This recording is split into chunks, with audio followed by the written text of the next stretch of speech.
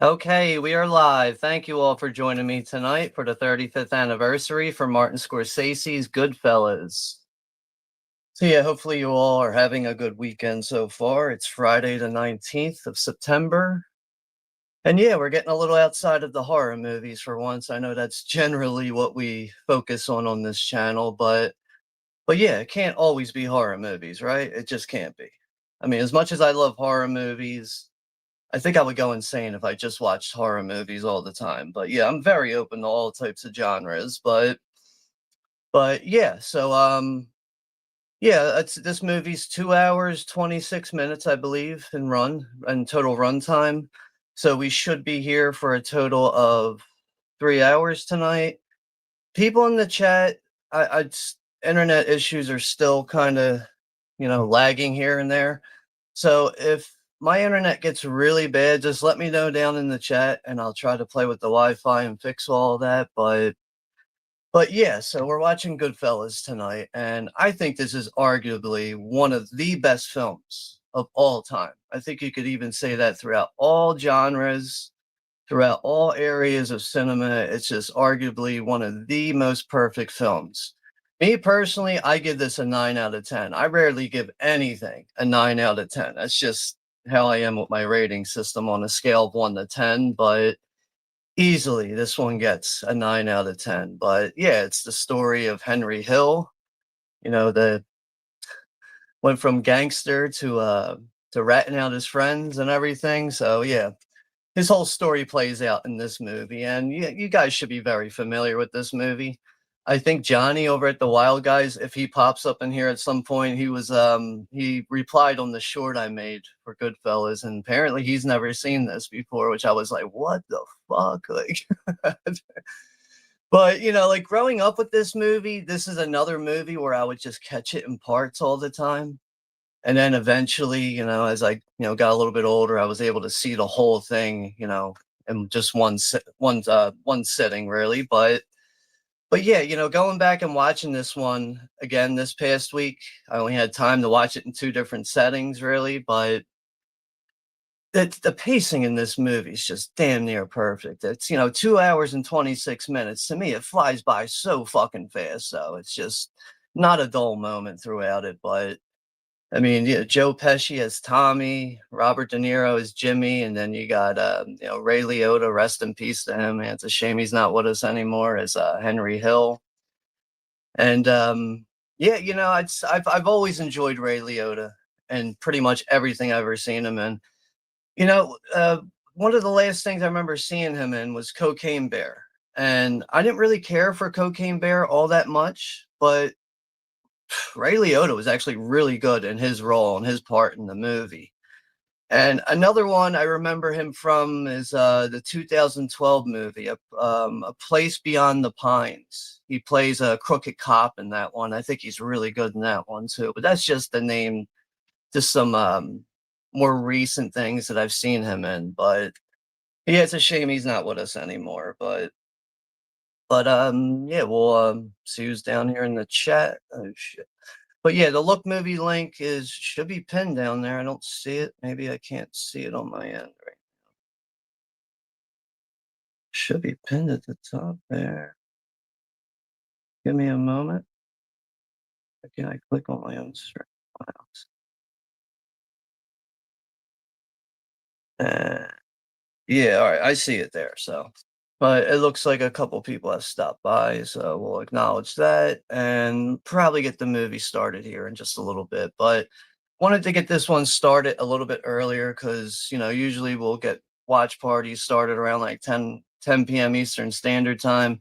With the 2 hour and 26 run time, I just really can't let that ride over into midnight tonight. So just felt it was wise to get this one started a little bit earlier. And also scheduled, we have the 30th anniversary for Casino coming up in November. So I just scheduled that one. So before you know it, we'll be through Halloween and it'll be November, that's for sure. Fucking days and nights go by so damn fast anymore. But let's say hello to a couple people we have here right now. So we got George is here, the Sailor Outlaw. What's up, George? Thanks for stopping by and hanging out here. Hopefully all is well with you. And we got Bridazzles here. What's up, Brid? Bridazzles. Hello there. Thanks for stopping by and saying hello in the chat. Hopefully you're having a good weekend so far. And Jen is here from the Horror Queen over at Horror Queen 850. So yeah, thank you for joining in here and hanging out with me here tonight, Jen. But yeah, so like going forward with watch parties, I think things have been slow all over YouTube for a lot of different people. So for now on, if I go live and there's just nobody in the chat, we're just gonna call it a night. So it's just the best way to handle that. Because I'm definitely not gonna sit here like some fucking people, like fucking, like Goofadope and just sit here and not have a chat and just fucking talk to nobody. I just would rather be watching a movie by myself or probably just recording an actual video or something. But and yeah, so we got 4 people in here right now. So it's we're like 6 minutes into this. We'll probably get this going in about like 15 minutes from now, something like that. So yeah, we'll just see how things go, who shows up, and all that, acknowledging everything. But yeah, in a moment, I guess we'll go over some things that me and Jen over at the Horror Queen have planned for the Halloween season coming up, and I know I don't really have many streams scheduled for the rest of this month right now. So the next watch party on the channel will be the 30th anniversary for David Fincher's Seven. That'll be this Monday at 9 p.m. Eastern Standard Time. So if anyone's looking to join in and watch that with us, that's what we'll be doing this Monday. And yeah, George is saying, not much, Sean. All is great. That's good to hear, man. I haven't been keeping up with the NFL's like the actual like standings on everything. I don't even know if the Lions are what's the Lions record right now. Let's look that up real fast. Obviously, the Eagles are the Eagles, right? They're going to be hard to beat again this year, but let's take a look at the Lions record real quick. Detroit Lions. So they are 1-1. 1-1. That's always a tough division too, man.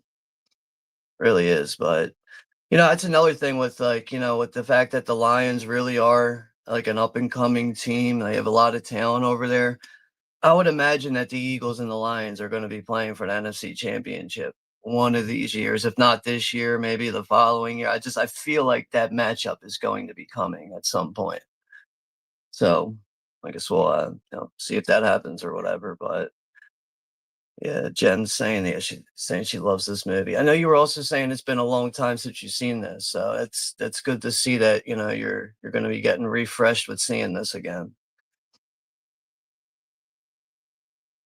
And we got Anthony Chobits here. What's up, Anthony? How are you, buddy, by the way? Or how you doing, buddy? By the way, I haven't been feeling well as of late. Hang in there, man. Get yourself some of those airborne immune system things. You like pop into some water, maybe that'll help you out. Or maybe start smoking weed. There you go. That's my answer to everything, right? If you start feeling like shit, smoke some weed, everything's good again. Yeah. Obviously, that doesn't work for everyone, but works for me. Anthony saying my Jets and the Giants suck. Yeah, don't they, man? I mean, talking to the wrong guy about New York teams. So I'm anti New York teams, that's for sure. But yeah, hang in there, Anthony. Hopefully you'll start feeling better. And holy shit, look who's in the house. We got a rare appearance from my favorite Honky. Honky Digital. What's up, bro? What's up, Sean? Great film. Yeah, man, definitely is. But yeah, good to see you found some time to stop by here for a little bit. And yeah, yeah, thanks for saying hello and hanging out here. Hopefully all is well with you. And yeah, just really surprised to see you here in the chat right now, but it's good to see. And Jen saying works for me. It's gotta work for you, right? But yeah, that's about it right now. So we got 4 people in the chat. But yeah, so we're in the middle of spooky season as it is, you know. And the month of September, I like to use that as a good way to prep for like the 31 days of horror because there's only so many movies you can watch in the month of October, right? I mean, you could do double features and triple features, but does everybody really have the time for that? Not really. So I like to use this time really during September to watch movies that I feel like I might not have time for in October, but going forward with that, I know we did discuss this on Jen's channel when we were doing a watch party for The Exorcist, but we're gonna do one stream per week. So there'll be 4 streams throughout October. Might be fairly short streams, like an hour, hour and a half, nothing super long, but we'll basically just be reviewing and discussing everything that we've watched as we get through all 4 weeks in October. So I think that's really just the best way to handle that. A lot of people like to upload a single individual review every day, which does make sense, but it just really becomes a lot of content to watch. And I don't know. I always feel like in some ways I'm like wasting people's time sometimes because like I don't know what I do on here is just the most thin line mediocre shit. Like I'm not any more interesting than anyone else here on YouTube, and it's I don't know. I don't know. On top of not, I don't even like to hear myself talk a lot. I don't even like that, and yeah, I just bottom line is I try to make sure that I'm utilizing the time right, managing the time whenever I'm making videos, shorts, live streams, whatever it is. I try to make sure that I'm not wasting people's time too much with all that. But yeah, that's why, with, creating content here and stuff, it's the more you do it, or at least for me, I feel like, you kind of get a good grip on how to manage time and what to expect from things. The more you do things, you get better experience with it. But yeah, we'll get back to the chat here. It's funny because like I just have the movie playing right now in the background. Obviously, I'm gonna, start it from the beginning when we do a countdown and get it going. But like I feel like the more that I go back and I watch this movie, I start to see certain guys that are on The Sopranos, that stand out more on this in The Sopranos than they would in a movie like Goodfellas. But like seeing guys in the background and stuff, like even Paulie Walnuts, Paulie Gualtieri, he's got a brief role in this, but I didn't know for years that he was actually in this movie though. But yeah, it's just the reason why I just brought that up because I just saw one of the mob bosses at the wedding here and whatever. But yeah, it's like the more I go back and watch this, the more I start picking out Sopranos actors and characters and shit. But yeah, Honky's saying, "Well, I'm usually in bed while these streams are happening, bro." That's all good, man. It's all good. Yeah, you usually catch the replay, so you gotta well, you gotta watch the shit when it's convenient for you, right? If it's not convenient for you, then can't watch any of it, really. But no, it's all good, man. I'm not like complaining or anything. But no, it's good to see you here in the chat though. But I know you more than usually you're catching the replay and everything, so. But whatever way works for people is fine with me. That's what the when it's the stream's said and done, it's at that point it becomes a replay. So yeah, it's open to anyone at that point. Anthony's saying, same buddy, went to job club, nothing came up. Yeah. Yeah, I'm in the process of trying to find something a little bit more structured as far as work, and seasons are changing, so I don't know. I feel like some places should probably be having more availability for hiring at this point, but hopefully that works out for you, Anthony. And yeah, Honky saying, I rewatched this movie a few months ago. It's always a great watch. I know, right? It's just such an undeniable movie, man. It really is. And I mean, you might even be able to put it in, like top 10, arguably like one of the best movies of all time. I think you could put it in a top 10. Now, me personally, when it comes to Martin Scorsese's filmography, everything he's done, my favorite movie from him, which I'm pretty sure this is never going to change, is Taxi Driver. To me, that's just such an untouchable movie right there. Travis Bickle, it just to me, I feel like that's a character that I can really resonate and relate to. I feel like a lot of people really can. It's just such a very realistic and gritty movie. And when it comes to Scorsese's more mob gangster related movies, yes, I love Goodfellas, that's for sure. But there is something about Casino that just kind of edges out Goodfellas for me. So if the question's brought up of like, which one do you prefer more, Casino or Goodfellas? Probably going to lean with Casino, honestly. So, but there's really no wrong choice there, right? At least, yeah, there's both are great movies, so you can't, have a wrong answer, wrong pick there for that. Honky saying last movie I watched was Donnie Darko. I love that movie. Ever seen it? Yeah, yeah. I got a box set up the other side of my room right now. I don't feel like pulling it down. But yeah, I'm definitely a big fan of Donnie Darko. And it's funny though, like, like thinking about that movie now. First time I saw it, I think I just like I know I was like in high school when I first saw it, and I just really wasn't getting the movie at all. It was just one of those like kind of like fever dream, like what the fuck moments with watching that movie. But years later and becoming committed to buying and collecting movies and getting a nice box set for it and everything and just rewatching it a few times, it's really just one of those standout cult classic films. Really, it's just such a bizarre movie and everything. And the whole plane crashing into his house and like sleepwalking in the middle of the night, him up constantly seeing that fucking evil ass bunny and shit. But yeah, definitely a big fan of that one. But the one movie I saw not too long ago, I ended up getting a DVD copy out of like a gang of movies that my mom got because somebody in her apartment building was throwing out all these movies, was that S Darko movie, which is like some kind of like unofficial sequel to it. That one was it really wasn't that good, man. Like that's what that's called, S Darko.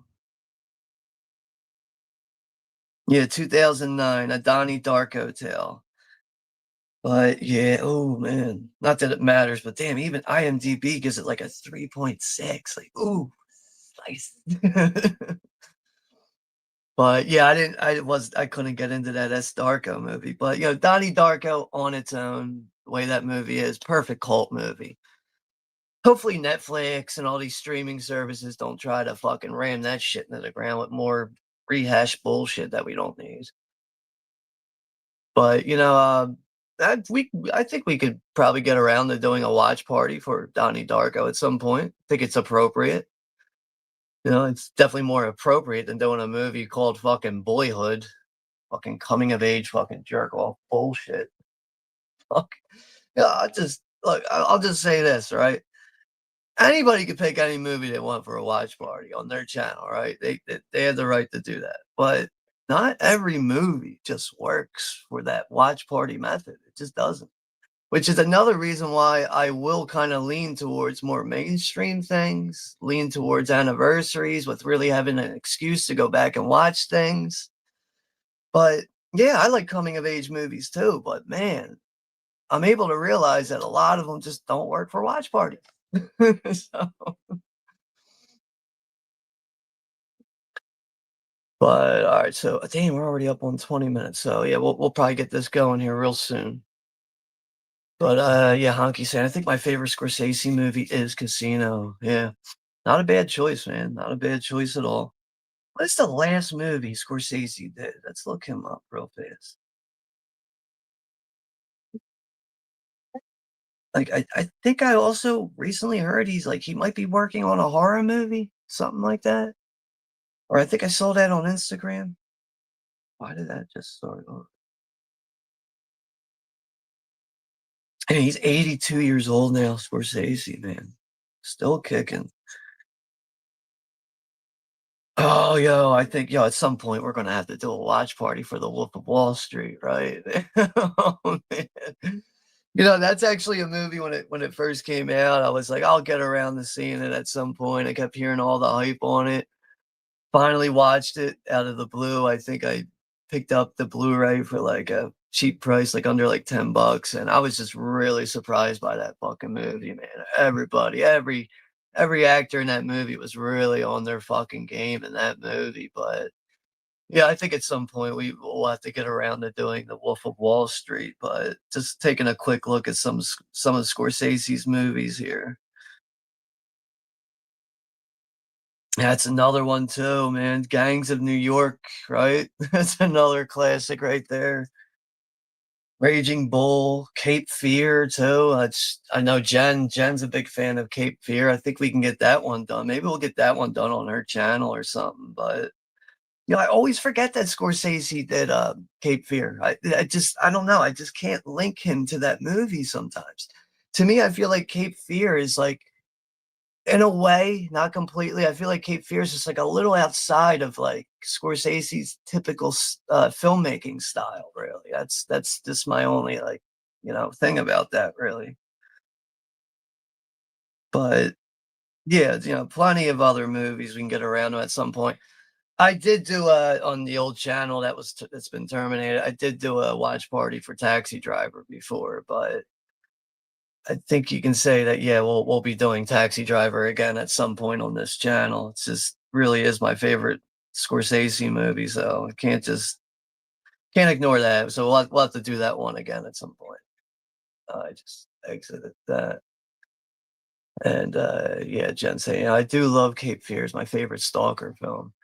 Yeah, De Niro's fucking, he's fucking gross and creepy in that one though. But yeah, I think we can do that one on your channel, Jen. 'Cause I know how much you really enjoy that one. I really enjoy the movie myself. So, but all right, we're up on 22 minutes. All right, I'm just gonna go grab a drink real quick. So if you guys want to get yourselves situated and ready to get this going, Internet Archive link is pinned at the top. This is available on Look Movie. I just feel like the Internet Archive link is more reliable. So if you guys want to get yourselves situated and ready for everything, when I come back here, we'll do a 10 to 1 and we'll get the show on the road.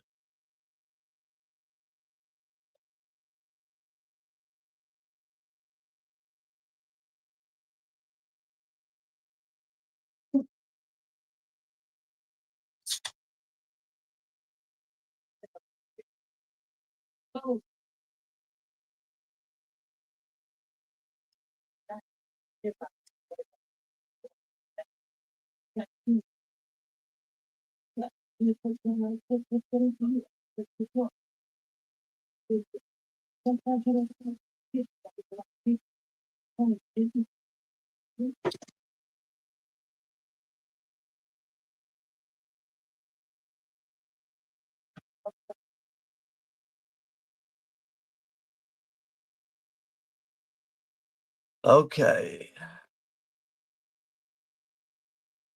Now go ahead and get your shine box. That scene's on my TV right now. Motherfucker. All right. Gotta get this rewound it. Start over. Yeah, I'm going on the original Warner Brothers Blu-ray. Still haven't upgrade I don't know, like, I think the only way I would upgrade this one to 4K really is if I find it for, like, 10 bucks or something. Because I think slipcover's, like, not even available anymore. I do have Casino on 4K, which looks absolutely stunning, looks fucking amazing on 4K, man. All those casino lights, like, once you get into the casino, it's God, just a very brightly vivid movie that one is in 4K. That one was definitely worth the upgrade. But another reason why I even bought that 4K is because I found it on sale. I think I got that during a Black Friday sale. But as far as 4Ks anymore, that's just really like my habits with buying 4Ks. It's got to be a movie that's like big for me to get the 4K, or if I find it for a cheap price. That's really because to me, like the Blu-ray format, still perfectly fine for me. Like I still really enjoy the standard 1080p HD. Let's get this rewound.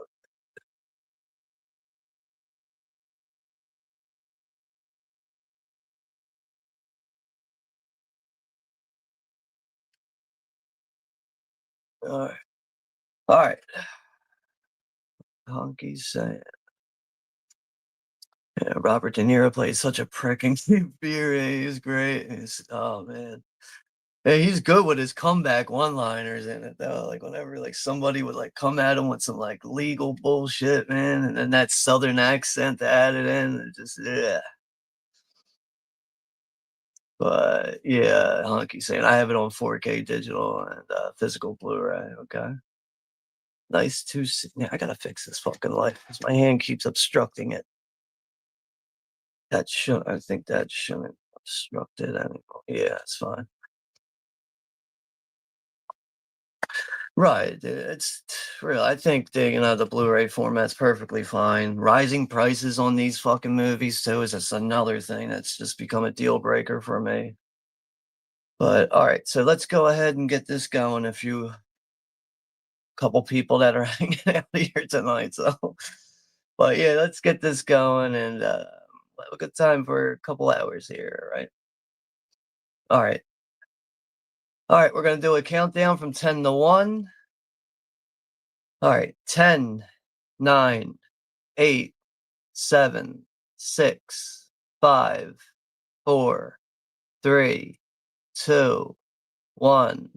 Press play, motherfuckers.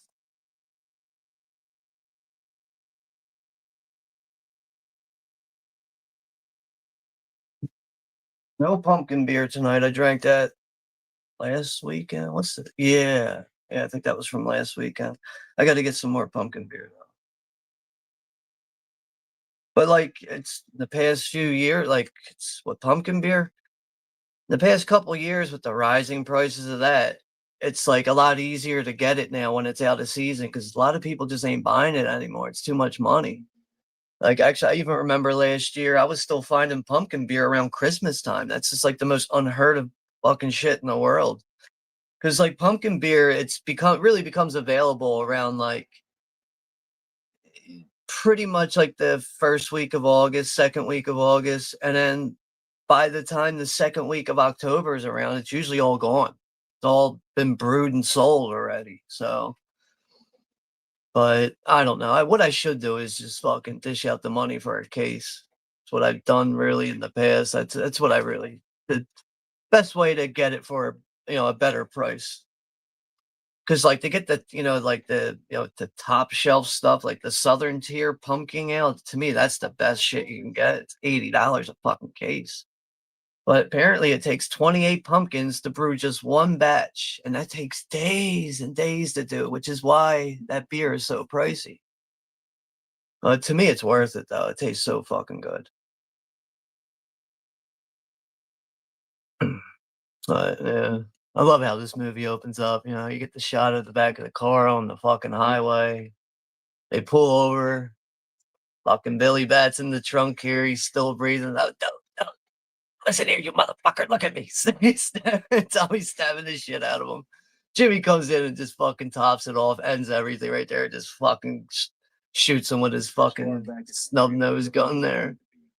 As far as I can remember, as far back as I can remember, I've always wanted to be a gangster.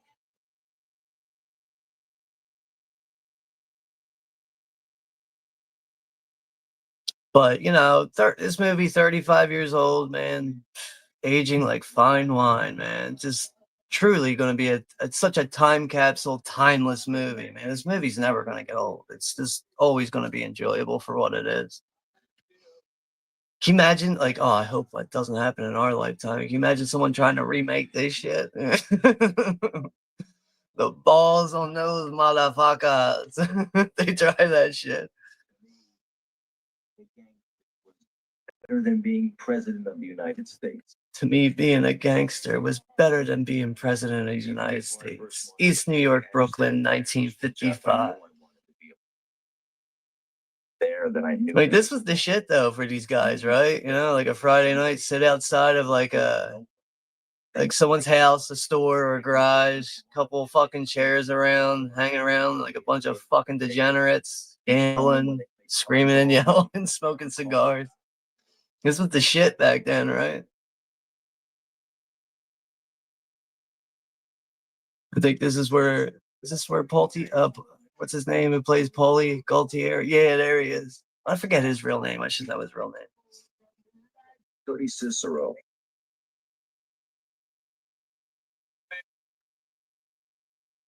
Tony Cicero. He ran the Cats and the Bella Vista Pizzeria, a few other places for his brother Paul, who was the boss over everybody in the neighborhood.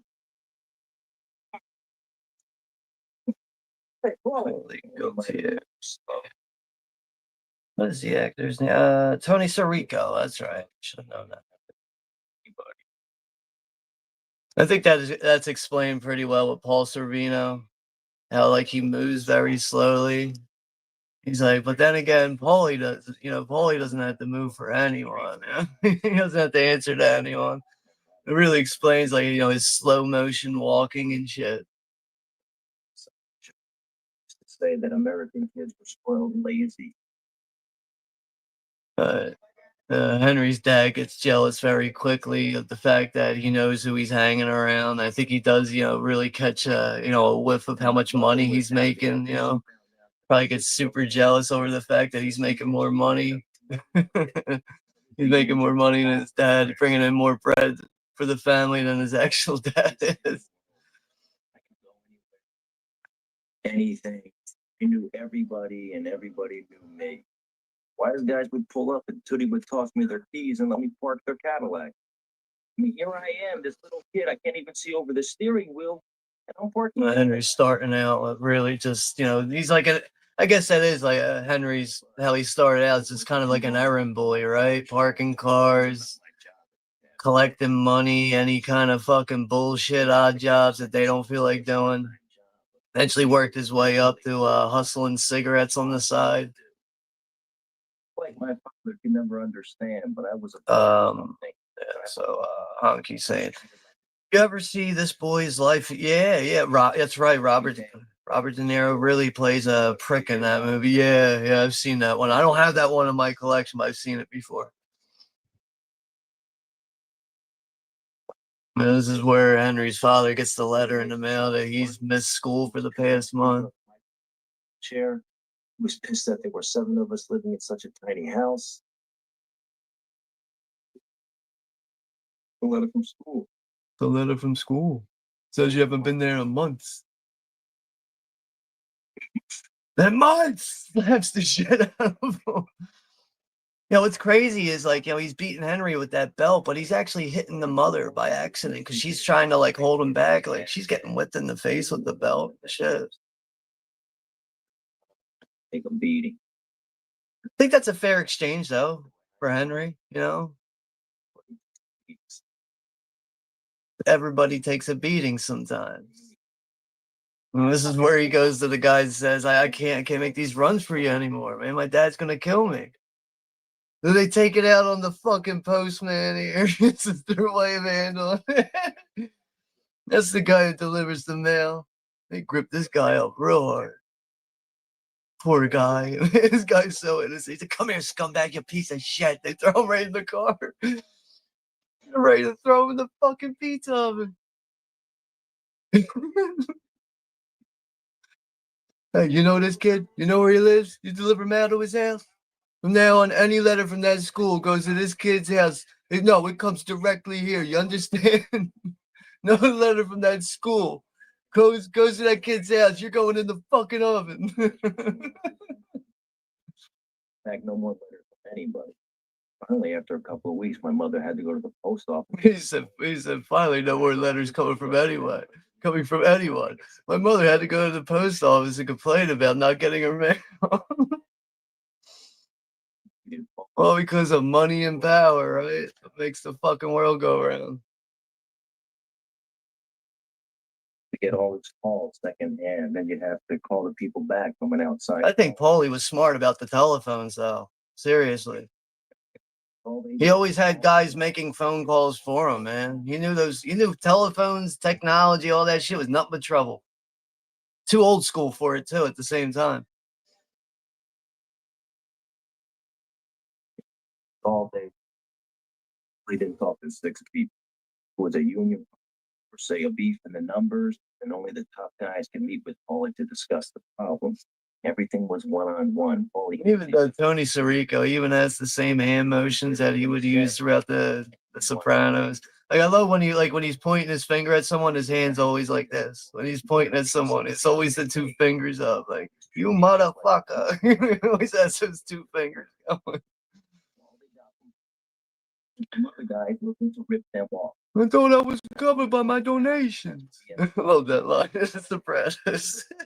Paulie thought just because he's donating money to the church, that's his way of going to heaven. He's buying his way into heaven. Like, no, man, it don't work that way.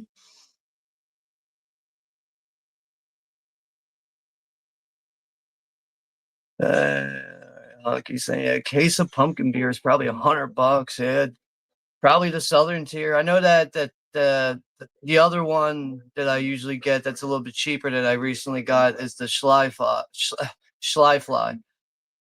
That's just as good. It really is good, and it's cheaper. I think it's like 65, 60 some dollars for a case of it, something like that.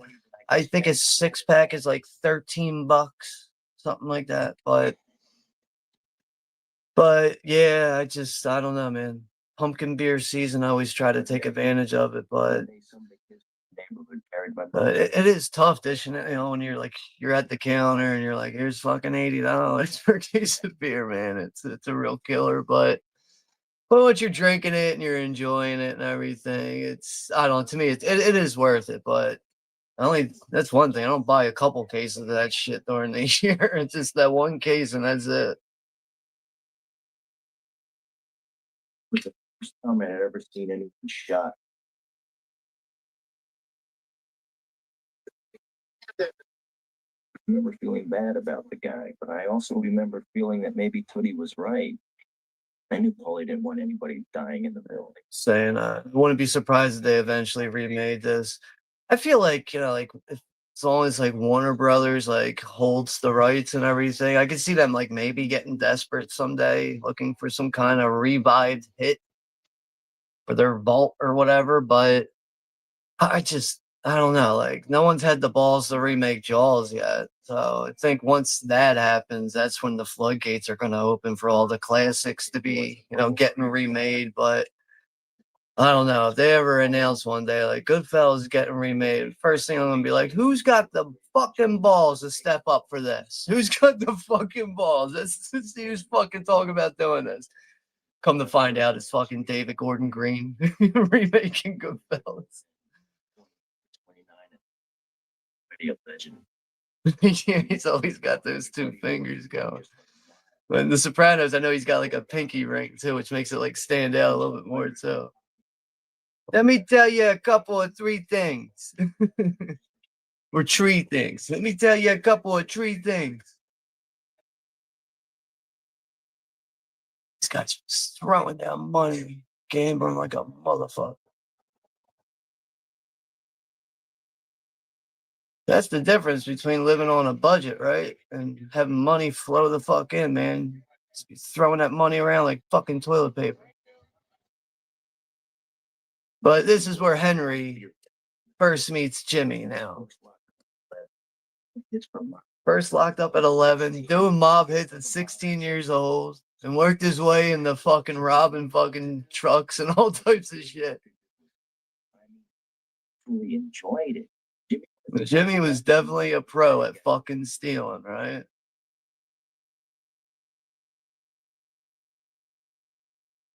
I know who we are. Know who you are. Stand. Yeah, he was one of the 6. Yeah, I think De Niro is Jimmy. He knew how to talk to people, man. You know how to talk to people, level of respect. Unlike people like Tommy, kind of just walked all over fucking people and eventually had to fucking pay for it with his life later on. But I think Jimmy's really a good example in the mob of someone to follow. and do things correctly.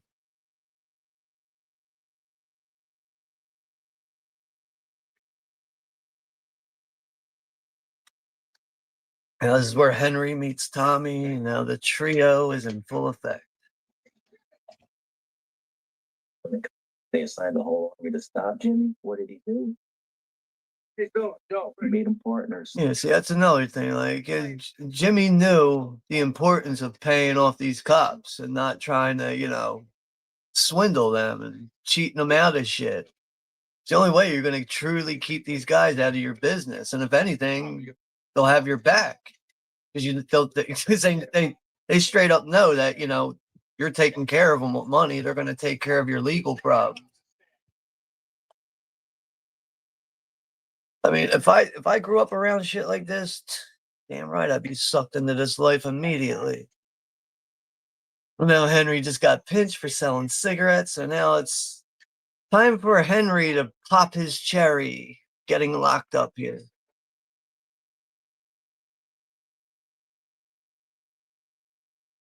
You could buy your way into heaven, right? Thought I was covered by my donations. That's such a funny ass line. It just even proves even furthermore that Paulie Walnuts is a dumb fucking retard. Such a great character, though.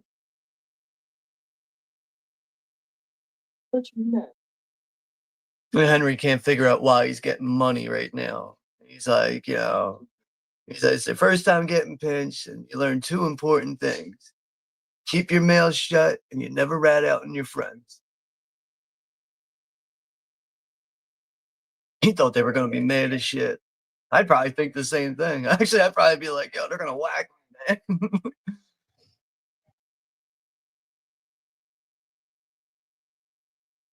Congratulations, Henry. So now I'd say like this really makes it official. Like, it's mob life for Henry Hill now.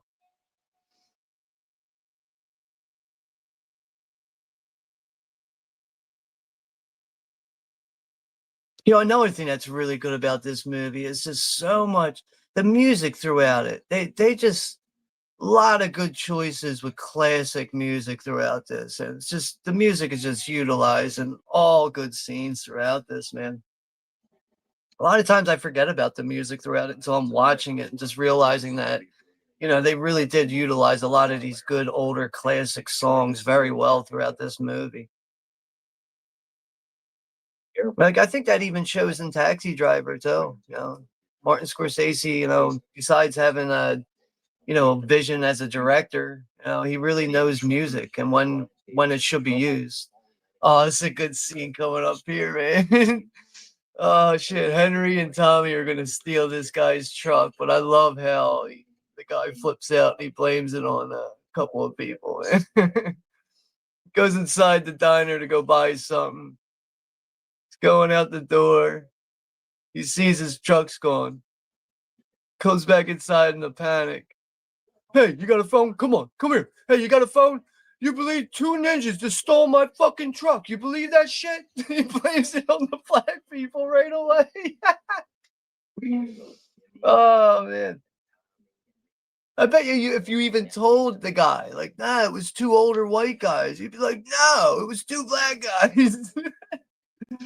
Look, it wasn't white guys, it was black guys. So now we're getting all the rundowns of the characters. Tony Two Times. What's the other guy? Tony No Nose. Pete the Killer. You got Nicky Eyes. Mikey Franceschi. Jimmy Two Times. He got that nickname because he always said everything twice. I'm gonna go get the papers. The papers.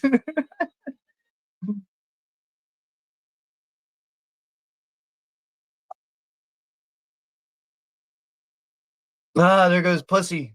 This saw Pussy from Sopranos. Bumping Sarah.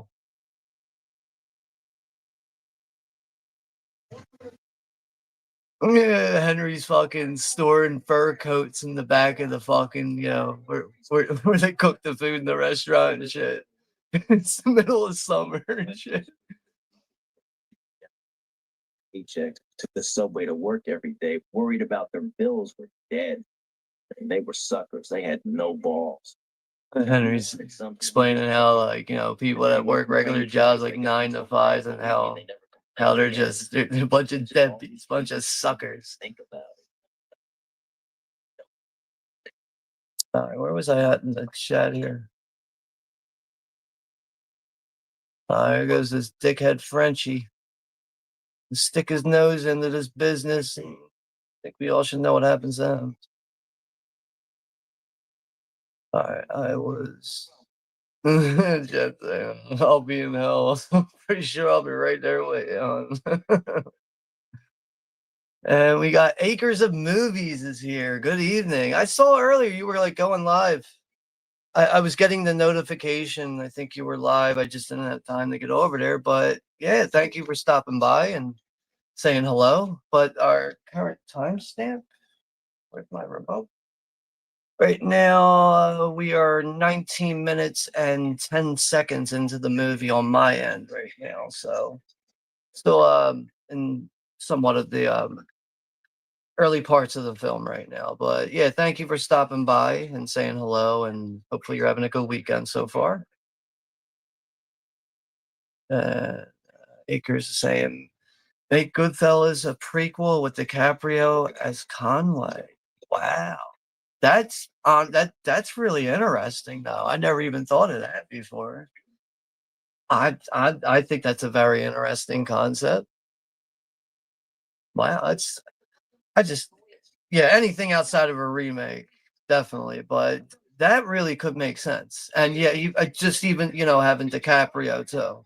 I think that could work out very well actually. So yeah, thanks for mentioning that. That's making me kind of look at this from a different angle now. But saying thanks from Stacy. I guess that's your name there, Stacy. But yeah, I'll have to get over to your channel sometime soon and just, you know, check out some of your content too. But I know I'm subscribed to you. I see all types of notifications all the time because I am one of those nutcases that has all the notifications on. Because if I don't have them on, you know, there's just so many subscribers to keep up with. And I don't even get all the notifications. That's how glitchy YouTube is. But I feel like, you know, with having the notifications on, at least I have a shot, you know, at least I have a shot to keep up with people's stuff.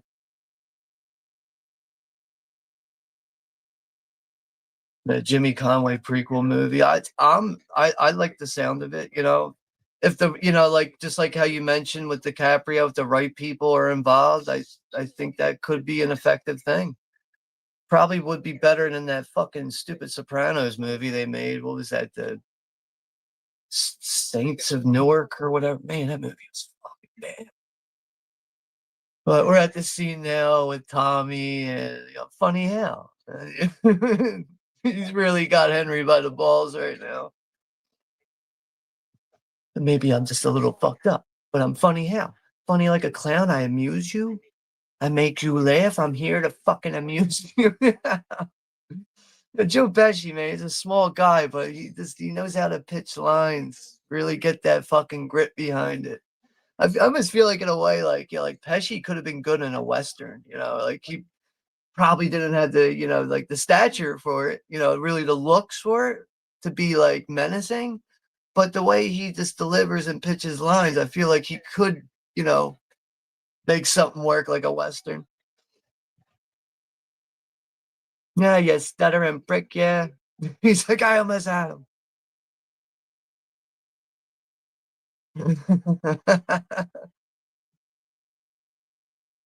And this weasel comes in trying to fucking get Tommy to pay his $7,000 tab here. This guy's hanging on my neck like a fucking vulture. What do you want? He's gonna fuck this guy up too.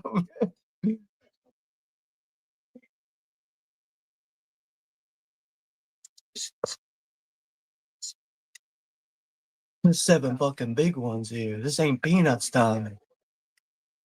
Yeah. You know, to be at all.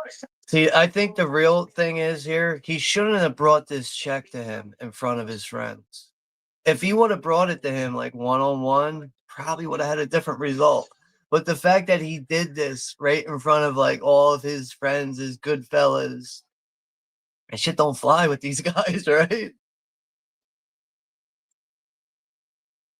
And like, I guess, like even just what mafia entertainment, there really is just like a code, like an unwritten code of how they go about things and how they live their lives.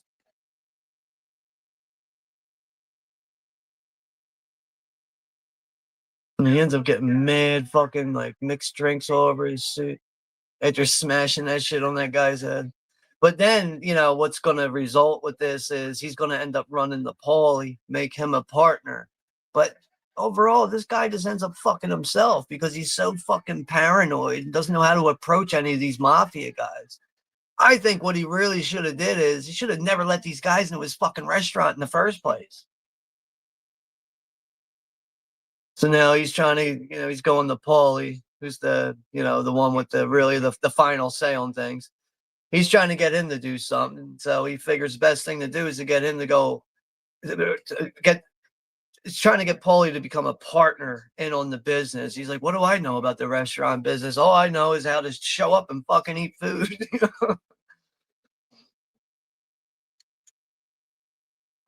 But yeah, Jen definitely appreciates the music throughout this. Good to see. But Jen, it's even like with seeing like some of your Instagram posts and stuff, like you'll usually add some like good classic songs and with photos and stuff. So I know you definitely have an ear for that type of classic music. And Shamarlos is here. Scott, what's up, Scott? Good to hear from you, man. Hopefully all is well with you. Thanks for stopping by and saying hello. Eating pizza. Never anything wrong with pizza on a Friday night, right?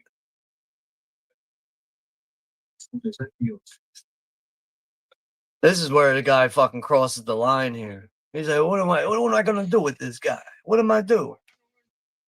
I don't know anything about the restaurant business. Nothing. Just the place to have it. The chef is great. You got the fucking shows. There's a lot of who's coming in here all the time. A lot of who is coming in here all the time. Paulie's fucking joking here. He's like, Tommy's a bad seed. What am I supposed to do? Shoot him? Obviously it was a joke. And then dude's like, honestly, that's not a bad idea. He knows he fucked up by saying that shit. He shouldn't have said that.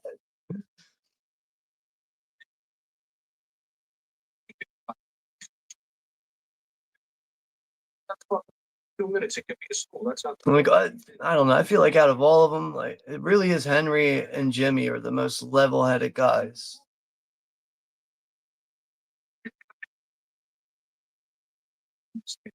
Oh, you run the joint. Maybe, yeah. It took a lot to get Paulie to agree to be a partner with this restaurant, but this is going to pay off for Paulie. In the end, the other guy's going to get fucked. Watching The Jester, I don't know if I know what that is. I feel like that's one of those like full moon, like goofball horror movies or something.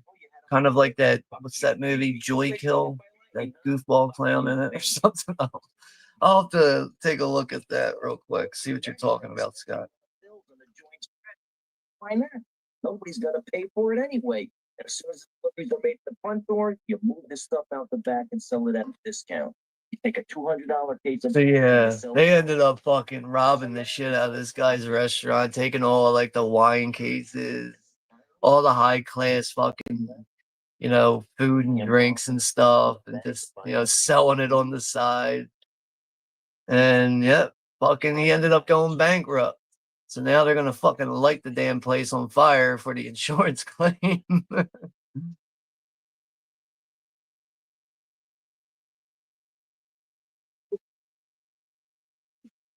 Yeah, Let's see what The Jester is.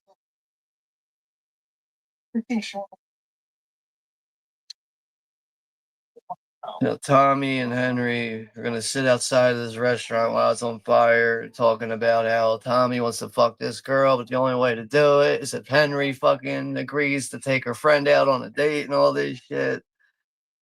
Me, the type of person I am, I'd be like, fuck you, man. I'm not fucking helping you out with that shit. I don't care how good she looks. Like, if I'm fucking interested in someone, I'm gonna do that shit on my own time. Like, you're not going to set me up with someone. The Jester. What? What the fuck is wrong with that? They made a second one too, The Jester Chapter 2. Oh, you know what? I've seen clips of this here on YouTube where like this Jester character will be playing, like he'll be like doing like magic tricks and fucking with cops and shit. I think there was even like a clip where he was like in handcuffs, like they put him in handcuffs, and like 1 second later he was out of the fucking handcuffs. But yeah, doesn't look like a very memorable movie, but hopefully you'll enjoy it, Scott.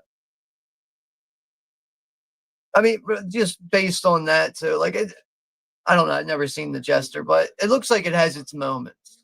You know, it doesn't look like it's getting a lot of rave reviews here from what I'm looking at, but it looks like it does have its moments.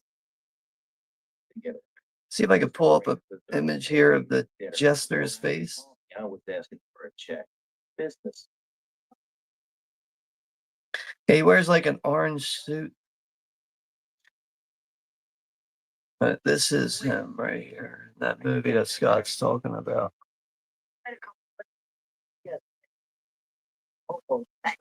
No, it's a little fuzzy there, but it's the best I can get.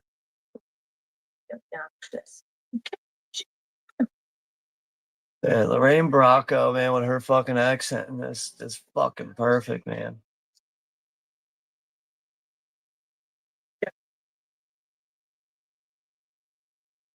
Like it doesn't matter what what girl, what broad fucking Pesci's with. Like every girl's taller than him. It's always funny looking. Like it's even funny in the casino when you see how much taller Sharon Stone is compared to Pesci. We agreed. Worked when Friday night came around. Henry stood me Beta beta. So now the second date that this trio. double date was supposed to be turned into a trio, and Henry stood her up. Just gonna fire her up now. She's got every right to be pissed off too. Because like another thing is like, look what he's doing. So he's just hanging out. He's got like literally no excuse to be missing this date. And it's like finally he's interested in her, to see the fire in her eyes, how pissed off she is. It's like, so that's what gets you interested in her now? Like, what the fuck?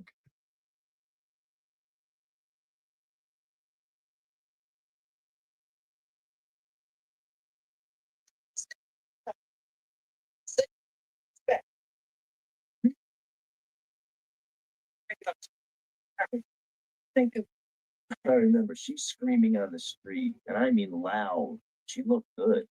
about and of course Yeah, these great eyes, just like Liz Taylor's. At least that's what I thought.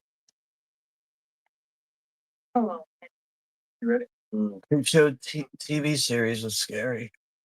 Has its moments. First season, some decent stories. Hit or miss, really, first season. Second season, kind of same thing. Third season, what the fuck happened? Fourth season, even fucking worse. I think there was talks of like a fifth season, something like that. I kind of hope they put that shit to rest, though. It's not going in the right direction. But one of the things I really enjoyed about the first season was seeing Jeffrey Combs playing a fucking uh, a, a, a SS Nazi officer in that, and his fucking German Nazi accent really fucking good in that. That's that story with the fucking werewolves and everything. Nazi Germany. Now this is a classic scene here. You know, when he finally takes his future wife out here on a proper date, takes her in through the back door, introducing her to all, people that he knows, paying all these door guys, waiters, all types of shit. And also good use of a song here too.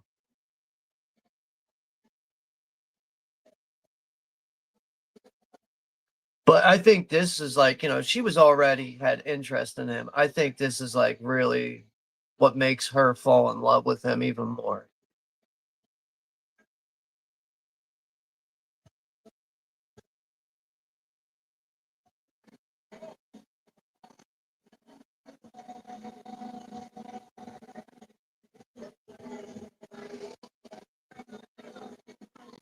Tales from the Hood Part 2 is epic. It was? I had no idea. I know first one's good.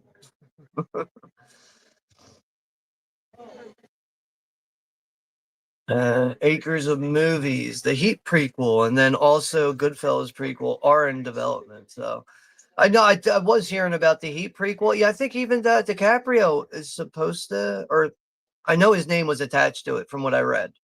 I don't think anything is set in stone yet, but the only thing I just don't like about this stuff is like, why is this happening all these years later? I think like this stuff should have happened when it was more relevant, but either way, I honestly I am open minded to these things because you just never know how things are going to turn out. You know, you could sit there and be disappointed and think it's going to ruin, what you like with these original movies, but you kind of have to be open minded, right? You got to be willing to give these things a shot.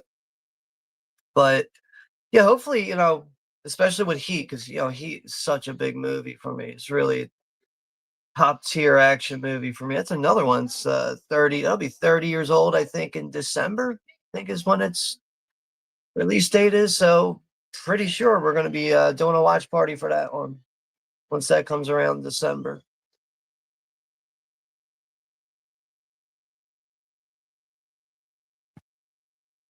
Joe Pesci was funny. Yeah, man, he's even funny in Lethal Weapon. Funny in that. Obviously, Home Alone, My Cousin Vinny, all types of shit. I think he's still blacklisted from Hollywood, right? Joe Pesci. He's even in an episode of Tales from the Crypt. I mean, a lot of people, a lot of big actors were.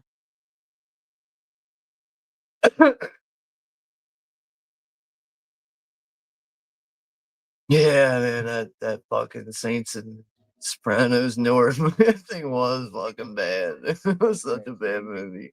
And they made Junior or Junior out to be like this pedophile and everything. It's like what the fuck, man.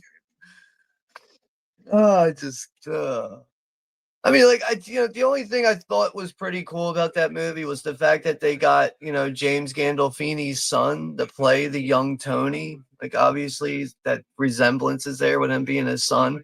That was like the only thing I really liked about the movie was just the fact that he was in it.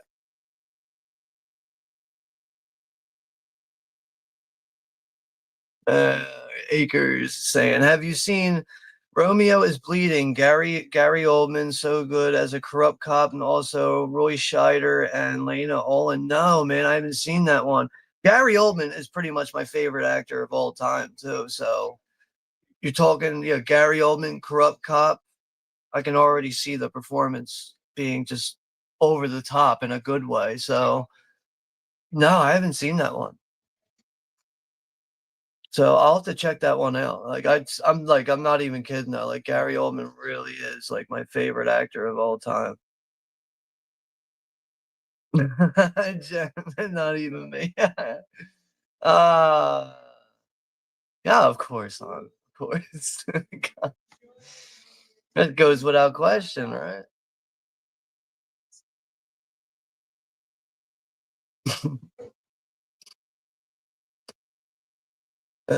Hunky saying, "No way they're making a prequel to Heat." Heat is one of my favorite movies of all time. Read up about it. It's I know I saw shit for it on Instagram, dude. You go on Instagram, type this, yeah, go on there or anywhere. Just type in fucking Heat prequel. Shit'll start flying, dude. You'll start finding all that info. But they're doing it with everything now. I'm almost used to it, but I mean, at this point, I just hope that when they do these movies and everything, it's just these things, hold a candle to the original material. Because, I mean, I don't know if you guys were fans of Gladiator 2. I really wasn't. I had trouble watching that shit. I had trouble really getting through that fucking movie. It just felt so unnecessary. And I'm just using Gladiator 2 as an example right now. And we got Johnny's here from the Wild Guys. What's up, Johnny? So yeah, apparently Johnny has never seen Goodfellas before, but yeah, whether or not you're watching it here with us tonight, I'm gonna assume probably not, which is perfectly fine. Dude, you need to get on watching this movie. maybe you're not big into like mob crime thrillers like this. I don't know, but I even think people that aren't really into these movies could really be, fully pulled into movies like this, be mesmerized and blown away by it. So, yeah, it's really 2.5 hours of your time, I could say, Johnny. It won't be wasted. And my other show, my cousin Robin, my cousin Chobin.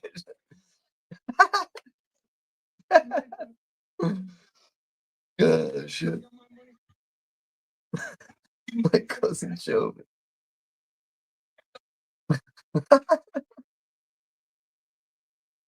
Oh, this is where Jimmy's about to kill this fucking guy. What's his name again? Mari or something? The wig guy here.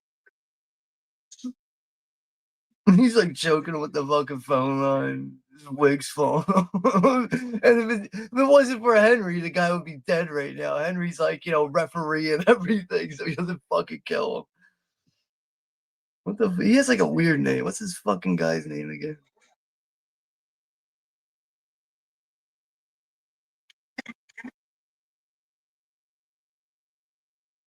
This is when the neighbor ended up making like a sexual advance. This is where you see Henry's gonna fuck this dude up. The fuck was this guy's name?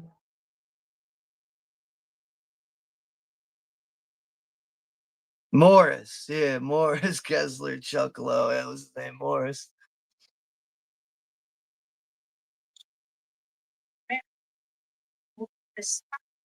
But yeah, man, Lorraine Bracco, Karen Hill, man, her accent is just so accurate. Put me out of the gun.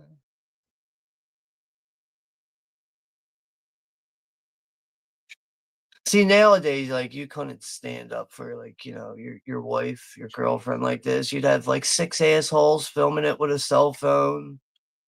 You'd be locked up. You'd be on one of these crime channels on YouTube and all this shit. So, you can't, different times here, right?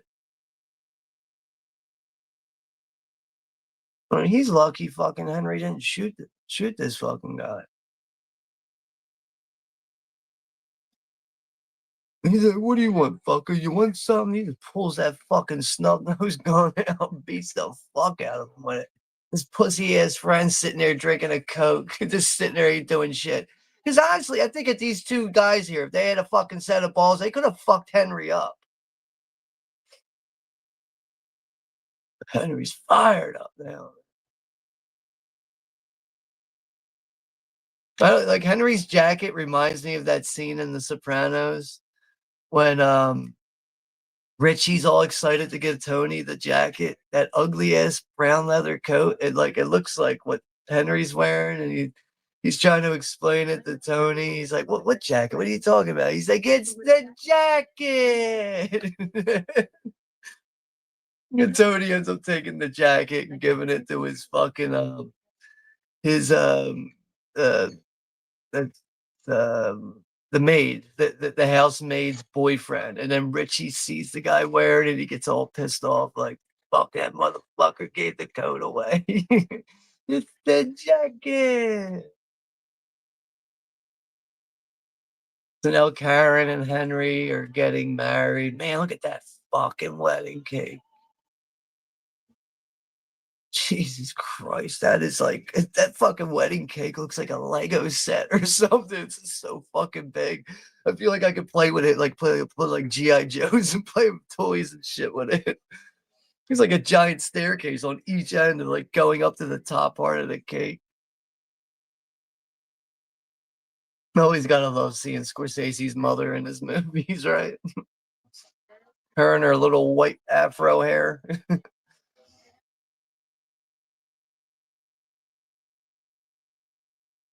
It was like he had But yeah, Johnny, maybe and like one of these Saturdays coming up soon, we'll find time to get on a panel and do a stream, do a watch party or something. Just stay in touch with me. Let me know what your schedule's like and what movie or whatever it is you feel like doing. But I'm sure we can get that figured out.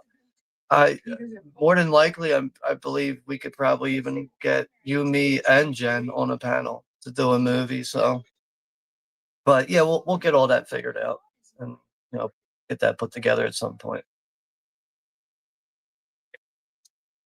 But yeah, everything's going good, man. No complaints. I just kind of wish my finances are really dwindling down right now, but I just wish working and everything was just a little bit more structured for me. Other than that, everything's good though. Everything's really good. I really have no legit complaints right now. Oh, Jen, you're still not highlighted blue. That's fucked up, man. I'm gonna keep working on getting you the wrench and everything. And eventually, you'll be blue someday. You'll be moderated someday. Yeah, Jen saying, glad you're here. Hope you do a stream with Sean soon. But yeah, maybe all three of us could even get on a stream, something like that. We'll see how everyone's schedule is. See if we can get that worked out.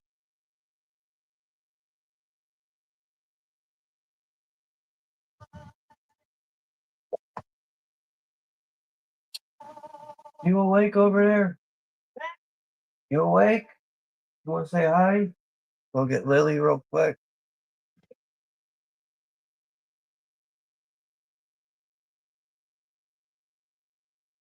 Go say hi, Lily. There she is. You're going to be 5 years old on the 27th of this month. The big 5 years old for Lily. She does not like this.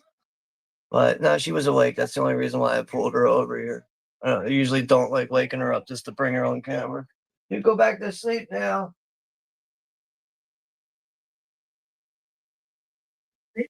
Oh, Karen's mother hates the fact that Henry's not Jewish. Or is he? Wait, isn't he like? Oh, it's right. Isn't he like Irish and Jewish? I think.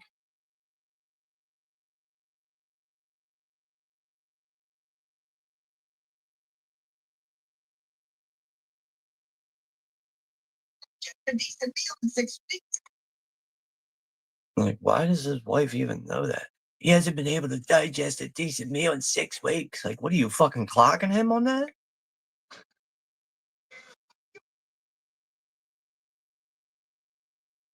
We will worry to death as if me, the mother, is in this relationship.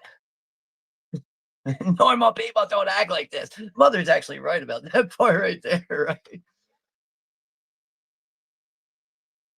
Me and Tommy and Henry been out partying like a motherfucker all night.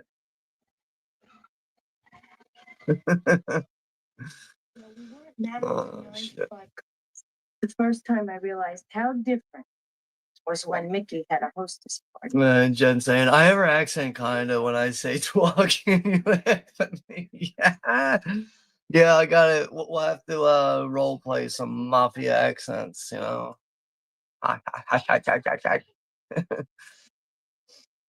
Gotta go get the papers. But yeah, Jen always does a good job at hiding the accent. That's for sure. Does a really good job at it because I don't really notice it.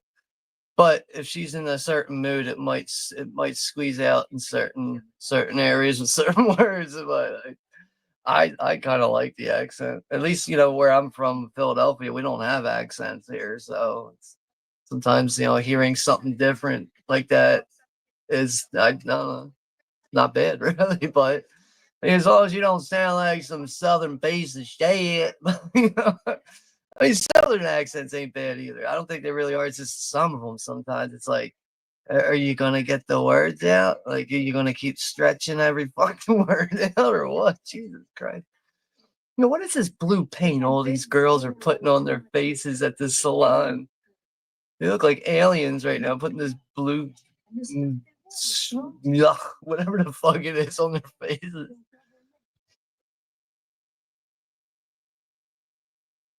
Man, this is what these women would do, right? Being married to these mob men. They just meet up and gossip and talk shit on everybody. If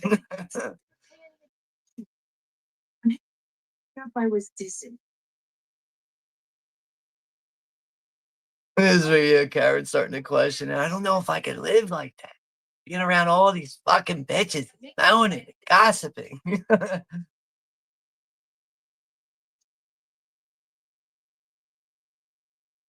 Johnny's saying, "Will do, Sean. Thanks."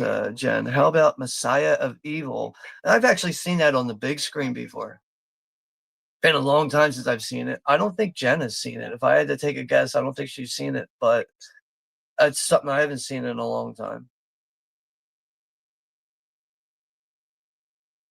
Okay, so apparently Jen is familiar with that. So yeah, I think we could probably get that one done. After a while, it got to be all normal. None of it seemed like crime.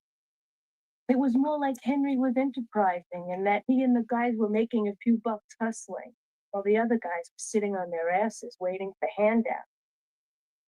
Our husbands weren't brains, they were blue collar guys. The only way they could make extra money. Oh, I don't know, Rich. Fucking bitch ass motherfucker can't even show his face on the fucking internet. Bitching and moaning about a fucking wrench. Talking shit on fucking Goofadope. But no, can't admit it. But then he's hanging out with Goofadope. I don't know how people could just be so quick to just do a 180 and be that two-faced so fucking fast. Like, hey, I want to be everyone's friends. Oh, this guy doesn't like that guy. Well, let me go talk shit over there. And let me go relay that over here and do this, that, and the other thing. But at the end of the day, I don't mean shit to anyone on YouTube because I come and go as I please. Should change his fucking name to KLL Yearly. KLL Daily. What do you mean daily, dude? You're here like every 7 months. Fucking bitch ass fucking. Fuck that dude. It's another thing. Dude loves shitty ass movies, though. All right, here we go now. It's where the cops are getting deeper into their business now. She's signing, Karen's signing the search warrant. But Karen's got really no clue of anything. She has really no clue what's going on. At the same time, kind of justifying things like what Henry's really up to.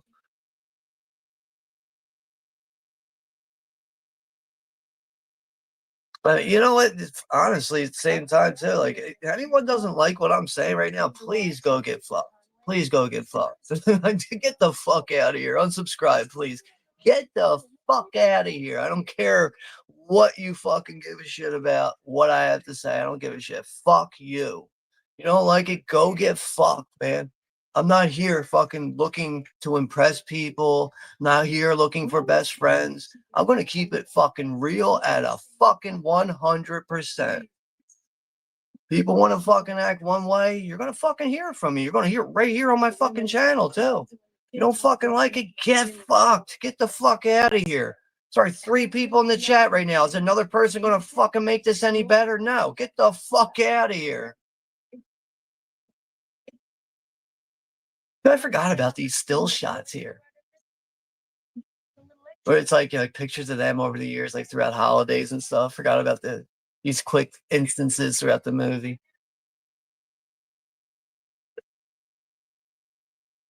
But now this is where Henry's really not doing his part as a husband, really.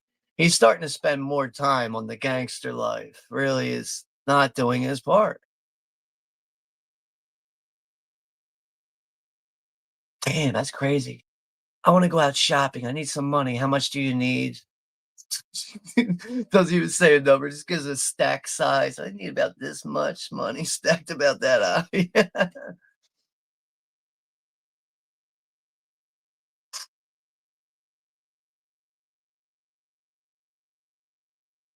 I'm power hungry.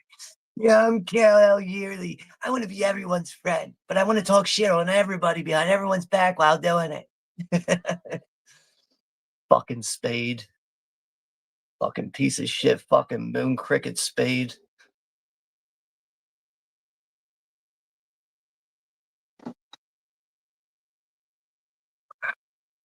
Yeah, record that one too, you fucking flat fucking face motherfucker. Billy Bats is here.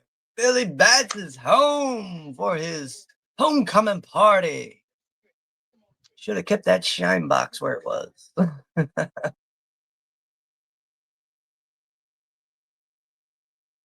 Yeah, but I mean, most of the time I forget about that. You even have that slight accent, but I like some of it though. I honestly I do like hearing it sometimes. I mean, for the most part, yes. There's really it's like wait a second, there hasn't even really been like one time where I was like, oh god, this sounds terrible right now. It's not like if I'm Boston parking the car in the yard. I don't know. Accents are just accents, man. I can always understand people. The only accents I truly ever had trouble with is like, like British accents, like especially in like movies. That's when I really gotta have like subtitles on, be like, what the fuck did they just say?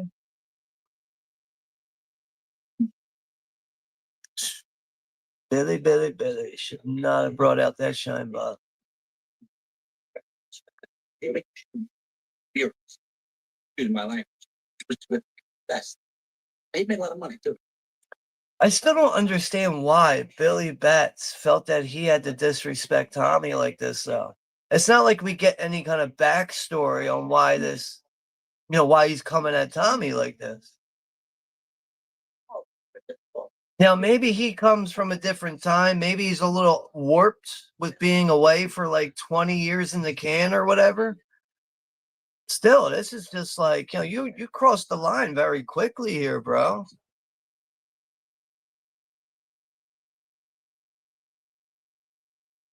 Now go get your shine box. Motherfucking mutt. You piece of shit.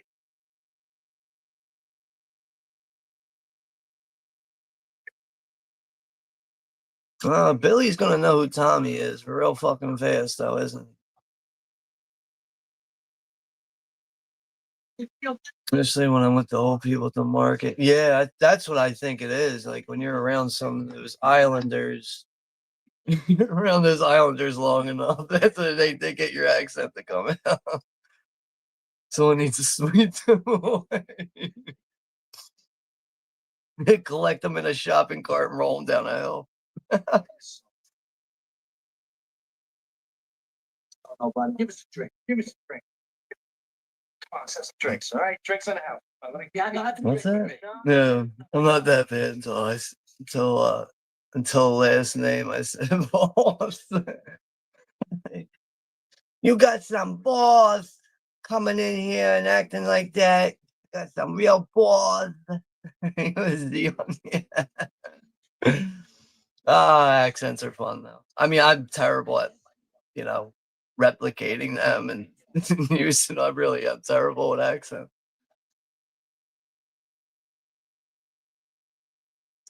All right, time to pay up, Billy Bats. Time to meet the shoe. The shoe is gonna meet the face now. Tommy's pissed. Dude, man, they're turning his face into a fucking buffet right now. Oh, the blood squirting across the room. Which almost doesn't make sense. Like, blood wouldn't squirt across the room just from kicking someone like that. They knocked the shit out of him, man. I'd say he definitely has more than a concussion right now. Probably has probably half brain dead at this moment. The only thing Tommy's concerned about is, I'm sorry for getting blood on your floor. It's like, Henry just got this joint, just got this place up and running, and it took them no time to get someone killed in here. But, it's not their fault. Fucking asshole Billy Bats thought it was wise to fuck with Tommy.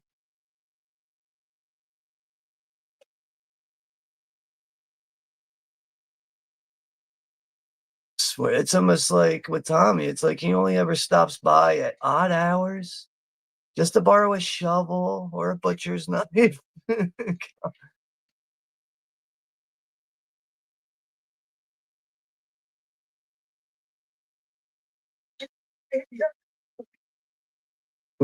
Lame excuse. Oh, what happened? What's that blood on his shirt? Oh, I hit a deer on the road. Jimmy will tell you about it. That's another thing. It's not even like these guys have to recite an untrue story. They just naturally know how to lie, and they know how to naturally back each other up to make the lie sound legit.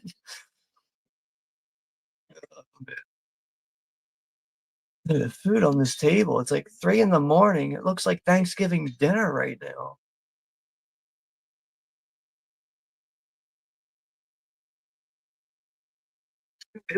Here, that's called a push cut. Oh, yeah. Anyway, no, remind me, I need this knife. Okay? Yeah, here, bring it back. Hey, Ma, I need to borrow this knife. Yeah, poor thing, you hit it. Its paw got stuck in the grill.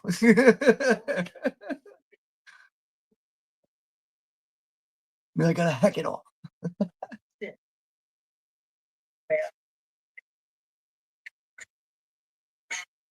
And she did something. Jimmy's really good at ignoring things that just guess don't matter. Really should, but don't matter. Henry, always worried. Always fucking worried. Tommy ain't got a fucking worry in the world, right? See, we got Don is here. Don is here. Night Owl. Don from Night Owl Movie Talk. What's up, Don? As far back as I can remember, I always wanted to be a gangster. Yeah, that classic line to open up the movie. But yeah, thanks for stopping by and saying hello here, Don. Yeah, timestamp is currently about to be an hour soon. I'm at 59 minutes and 30 seconds. So yeah, we're a good ways in, but this movie just flies by so fucking smoothly. But yeah, hopefully all is well with you though, Don. And thanks for stopping by and hanging out here. I had to get this one started a little bit earlier than usual because I can't hang out all night tonight. So but yeah, if we did this at 10, this would have ran into like 1 in the morning and shit. So it just made more sense to do this one a bit more earlier. Next stream will be Monday. It'll be the 30th anniversary for David Fincher's 7. We're going to do that one at 9 p.m. Eastern Standard Time. I don't know where you live at in the country, Don. I think maybe West Coast, something like that. But yeah, anyone's welcome to join me on the panel for that on Monday if they want. But I think I might have did 7 on the older channel. Yeah, actually I did. Yeah, that's right. I did it with fucking Handicap Hardcore 1965 and Guno 2000. Yeah, I did it with those boring fucks. They were shooting each other all the time. Make people with a normal day. No big deal. Yeah, they're burying Billy Bats here. We got a serious problem with Billy Bats. Really a touchy thing, man. Yeah. See, I think that's the reason why, Henry's so worried right now with this whole situation. It's like, all right, we've killed people before, but we've never killed a made guy here. And, I find it even crazier because, Henry is just not a full-blooded Italian. And it's like he understands the rules of the mafia life better than people like Tommy. Tommy's got no respect for anything. Henry really does have respect for things. But I think where Henry really goes wrong is when he goes in over his head, getting addicted to cocaine, not knowing when to stop. Then he has the Guma on the side. She's all fucked up on coke too. That's where shit really starts to spiral for Henry.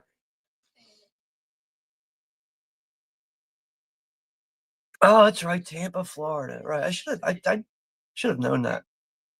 But you did move though from somewhere and this that. The only thing I remember that, but yeah, that's right. Yeah, you're down in Florida. But yeah, Don saying this is one of my favorites. I clicked on it as soon as I saw it. Yeah, dude, it really is arguably one of the best movies of all time. Like all genres, all areas of cinema. It really is just. I mean, I went back and watched it on my own this week. I really only had time to watch it in 2 different settings because it's a 2 hours and 26 minutes. It's the only way for me to find time to really, watch it and everything. But like, it just was also a while since I've seen it. Just made me realize that the pacing of it, just that's the quality of it alone. The movie just flies by. Like 2 hours and 26 minutes just go poof.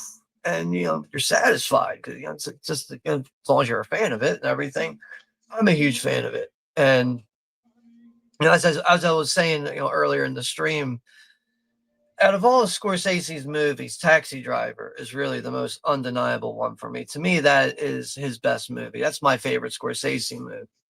Now, when it comes to his more mob gangster related movies, it's really tough to pick. Is it Goodfellas or Casino? I feel like Casino just edges out Goodfellas just by a little bit. There's something about Casino that I enjoy just a little bit more than Goodfellas.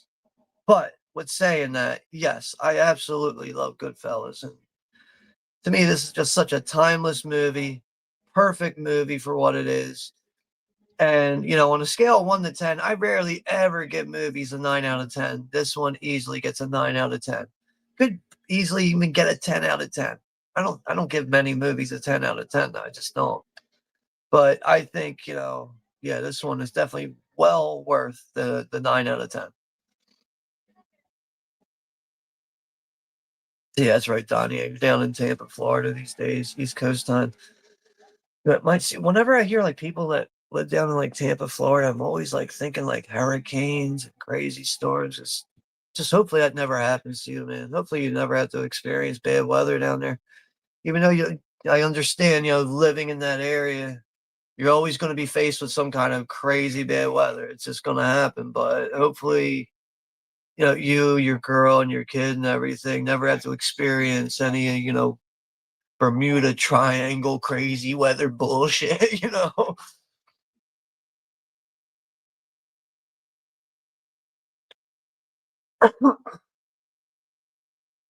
So now Paulie's asking around about Billy Bats. That's the thing, man. You can't just kill a made guy and expect that to get swept under the rug. No one's going to ask any questions. No, there's reasons for why these guys are made in the first place. At some point, like thinking about it right now, I could probably even do it during the holiday season in December. I would even consider doing Godfather, at least the first one. I don't. Second one's a fuck. That's a long fucking movie. I see the run times on both of them real quick, but I really do enjoy the first Godfather. So, and like one of the reasons why I mentioned the Godfather in like the holiday season, over the years, I always would find myself putting on the Godfather movies during the holiday season. Besides watching like watching like horror Christmas horror movies and stuff. But like, stuff like, like The Godfather, just like other things that are just a little outside of straightforward holiday movies.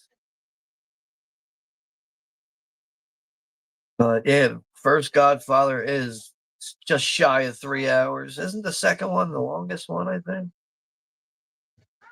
Godfather 2 is, oh wow, 3 hours and 22 minutes. That would that would be like a 4 hour stream if we did that.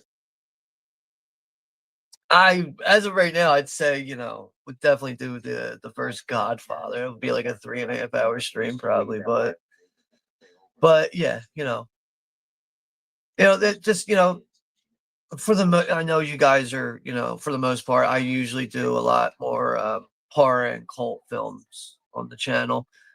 I'm very open to other things, which is another reason why I was like, it's 35th anniversary for Goodfellas. Perfect excuse to do a stream for a movie like this. Get a little outside of always doing horror movies and stuff. So, but yeah, I really do try to keep things mixed up. A lot of things are based on anniversaries sometimes. That's really my way of going through my collection too and just watching movies, because I am one of those people that will have trouble and I'll sit there and stare at my collection like, what am I watching tonight? What am I watching tonight? Next, what, hours go by and get wasted and I'll even pick something out. That's just, relying on release dates and anniversaries to go back and use that as an excuse to revisit a movie is really, to me, it's just been enjoyable to really enjoy a lot of these older, classic films. And yeah, so yeah, I did schedule a 30th anniversary for Casino, so that'll be during the week of Thanksgiving. I think that's around the November 22nd. That'll be. But now we're up to the scene now with Michael Imperioli as Spider. Yeah, but good for him though. He actually stood up to stood up to Tommy. But I think Jimmy and all his buddies there shouldn't have egged him on so much, right? I think you guys might be able to agree with me there. And like also with knowing how much of a psychopath Tommy is, though. And we got Papa Goss is here. What's up, Pop? Hey, what's up there? What's up, peeps? Happy Friday. Yeah, happy Friday to you too, man. Thanks for stopping by here, hanging out with us here for a little bit. Hopefully all is well with you, and hopefully you're having a good weekend so far. And thank you recently too for the um the congratulations you said for when I made the post for the 500 subscribers. I really do appreciate that. And I yeah, you know what? I did watch a video of yours tonight. It was you were looking at pops and stuff at Target. Yeah, that's right. That's what it was. Sometimes I'll forget shit that I watch on YouTube like that quick. But but yeah, it's good to see that you found some time to stop in and say hello and everything. And oh, you know what? We got to get channel links out, man. It's really the best way for people to get subs. Damn, man. Tommy just loses his shit there. Shoots Spider right in his foot. Oh, God. If I was Spider, though, I'd be like, yeah, we're done. I ain't coming back here serving drinks anymore. Fuck you guys, man.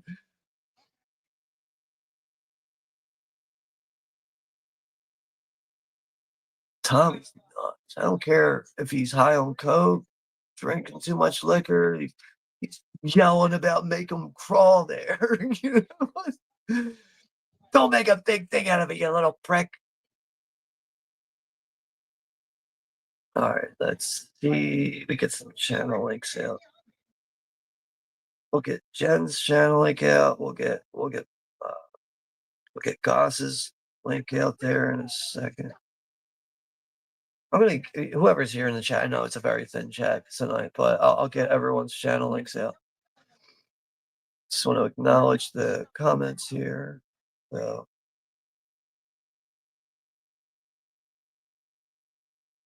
this is where the arguing, the bickering's really starting to heat up now between Karen and Henry. You're fucked in the head, Karen. You lousy bastard. Go ahead, you ready-made whores. I love how they say whores. I gotta feel bad for that little girl, man.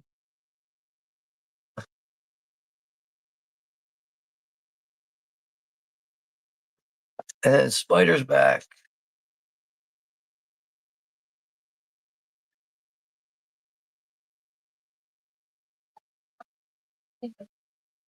I think you know he's gonna be coming at one of these fucking walks. Even though you got give us a couple of fucking steps.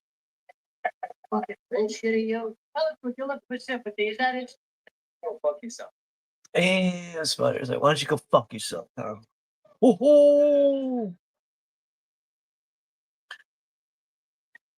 finally, someone stood up to Tommy, though, right? I think that's even like with Jimmy, even Henry. Everyone's like shocked, like, "Yo, someone stood up to Tommy and a fucking kid at that."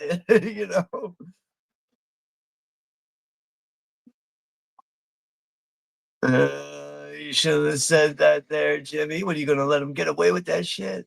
He just shot him 3 times in the chest over the most petty bullshit ever. Oh, that's sad. All right, we're gonna share Papa Goss's channel link. We'll get Jen's link out here too. Jen, we're gonna get the mod. We're gonna get all that fixed at some point. I swear we will. So we'll get Don's channel link too. I'm still like it aggravates me though, Jen. Like, for some reason I can't tag you. Like I tried looking for you when I try to tag you, and it just will not show up at all. And it's like, what the fuck is going on here? Well, Jen, you're at 129 subscribers now. That's good.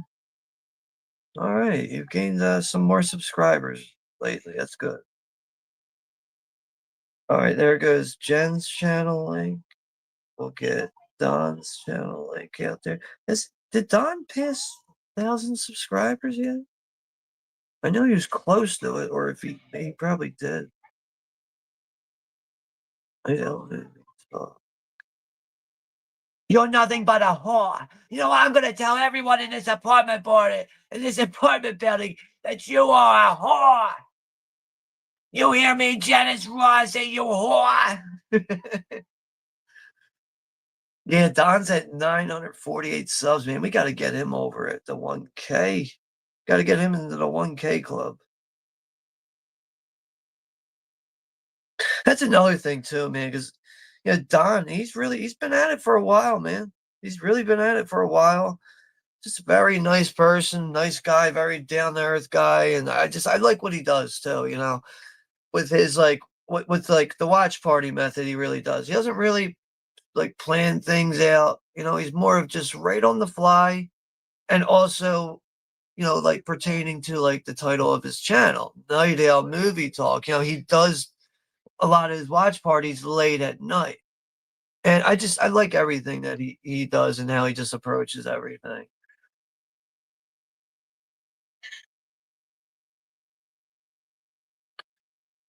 And Jen, I was saying I don't know why, and I am subscribed to everyone. um, but you know, all right. So at least I got you guys right now shared out, because that's who's in the chat, right? I know we have a thin chat. That's perfectly fine. We've well, like overall though, since we've gone live here, it's really had a lot of people just come and go, really. But now we're at the point now where, you know, Karen's fed up, man. She's fed up with Henry. He wakes up from a nap, it's a gun in his face, man. You really can't blame Henry for his reaction here when he gets her to calm down and come to her senses. But I almost feel like Henry doesn't appreciate the fact that he has such a loving wife at home. Someone that would like literally like die for him, you know, like she is really like it's like doesn't matter what Henry does. Karen is always going to have this kind of fling for him, this kind of love, you know, like no matter what. Like she's always going to be in love with him. But you know, he freaks out here. He's like, you know, it's enough that I have to worry about getting whacked on the street. I gotta come home to this shit. He's all pissed off, and then she realizes how much more stress she just added on to him, and now she's apologizing, even though she's not really wrong.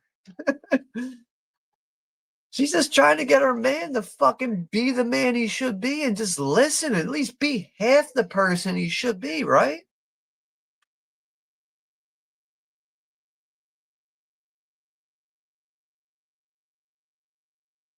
But I even think Ray Liotta, like when he's all fucking shot out on coke, like he even does a really good job at looking like he is legitimately shot the fuck out on coke.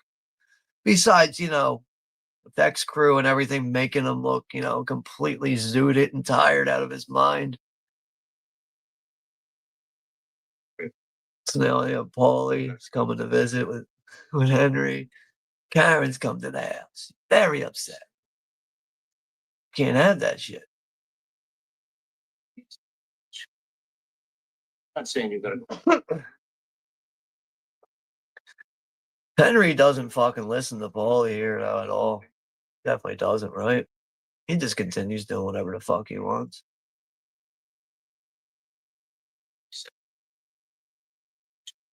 One of this, okay? The right thing. Home to the family. Understand? Gotta go.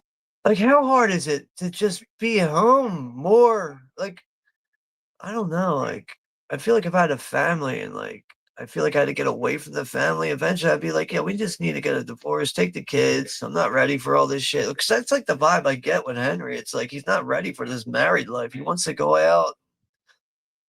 I don't know. Be a degenerate dickhead, I guess. I don't know. But like I feel like if you're committed and you have true feelings towards your so-called wife and everything you married, how can you not find more time for your family compared to your gangster friends?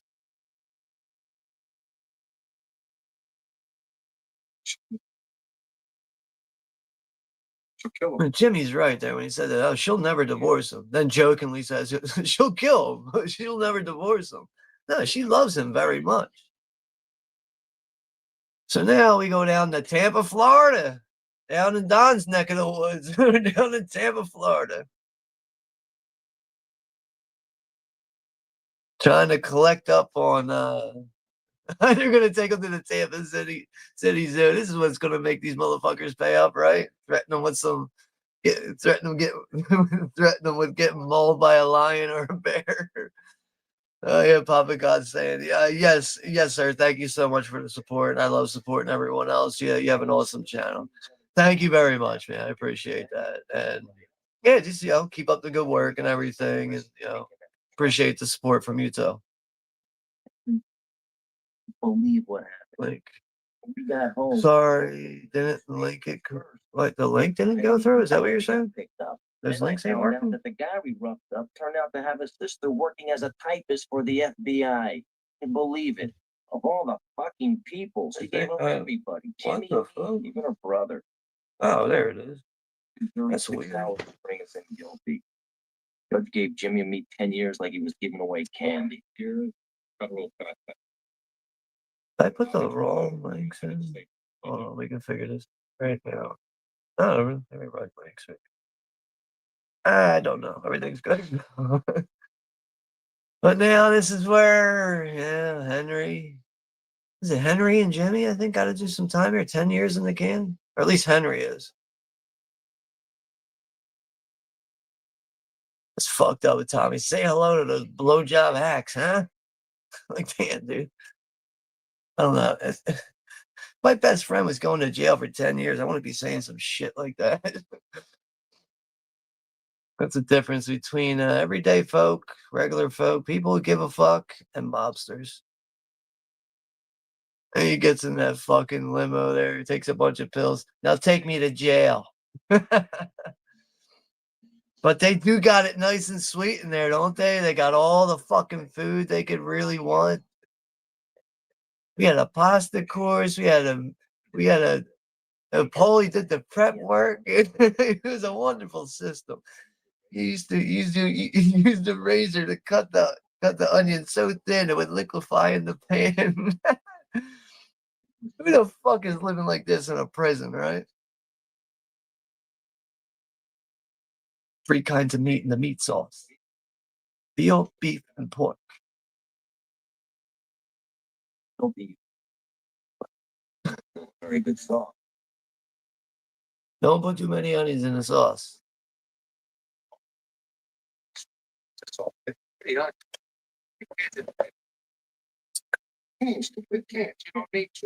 Johnny Dio did the meat. We didn't have a broiler, so Johnny did everything in pans. I used to smell Wait, I think Don's gonna go through, right? Or there it is, right there. I don't know.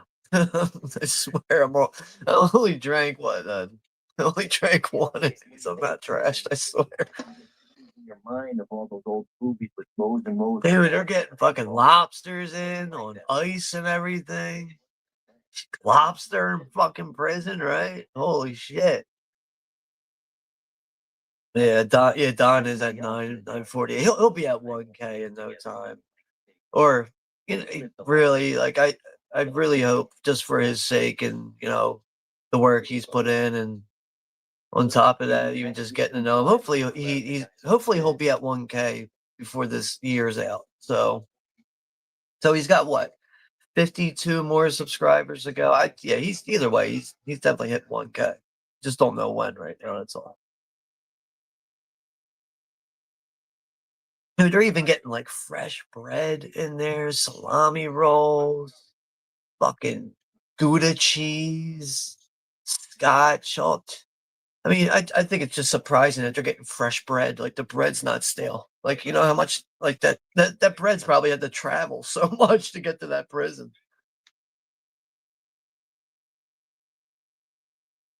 Yeah, they got a real nice setup, man, for doing 10-year bid like that. Real nice fucking setup.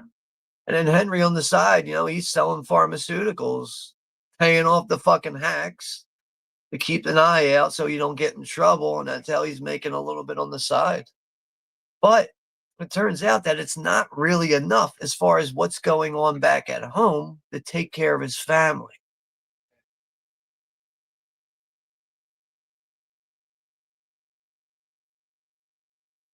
Yeah, no problem there, Goss. No problem at all, man.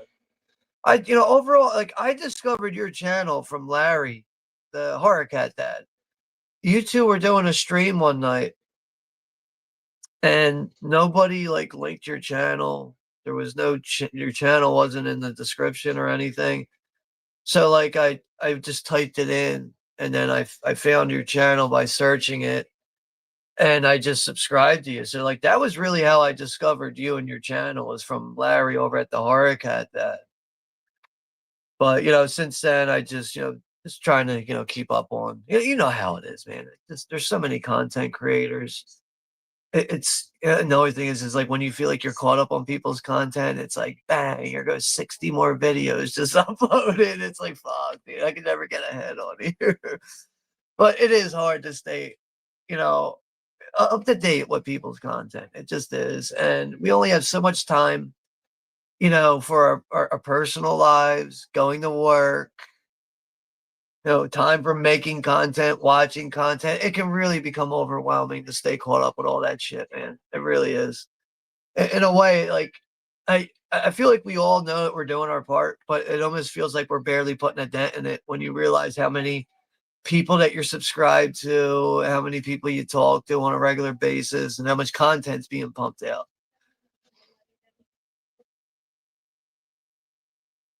And yeah, Jen saying yes, yes, you have to appreciate someone loyal, right? Yes, yes.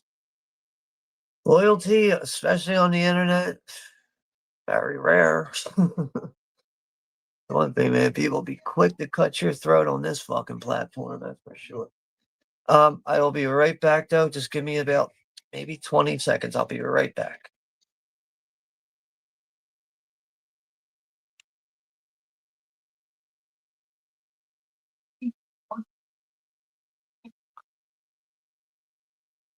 All these parties there.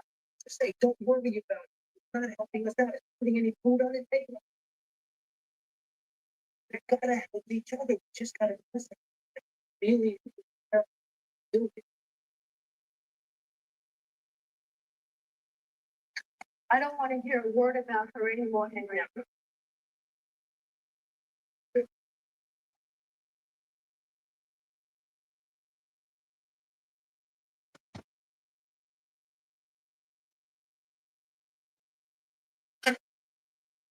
All right, sorry about that. Just in time for Henry to get out of prison, right?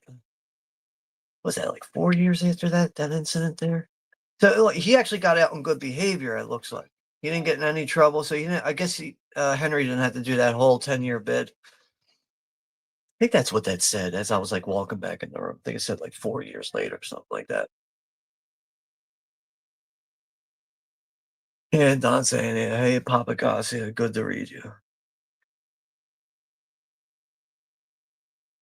Yeah, I guess after Henry spending that time in prison like that and coming home and looking at his home, probably just realizes it's just like this is too much of like an enclosed shoebox. He's like, Karen, pack your shit, or Karen, pack your shit. We're getting out of here.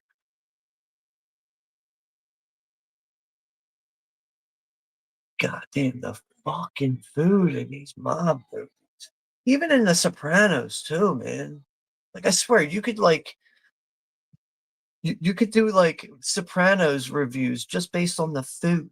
Like even like all the mob movies, you could just review the food and you could have like videos and content just based on that alone.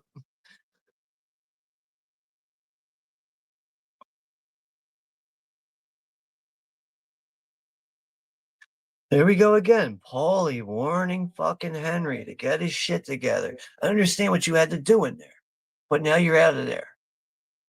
You got to put that shit behind you.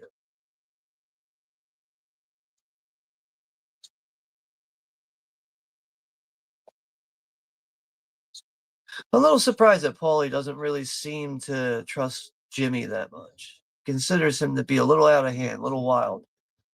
Yeah, maybe so. Fucking Tommy, though, he's the one that's really wild and out of hand.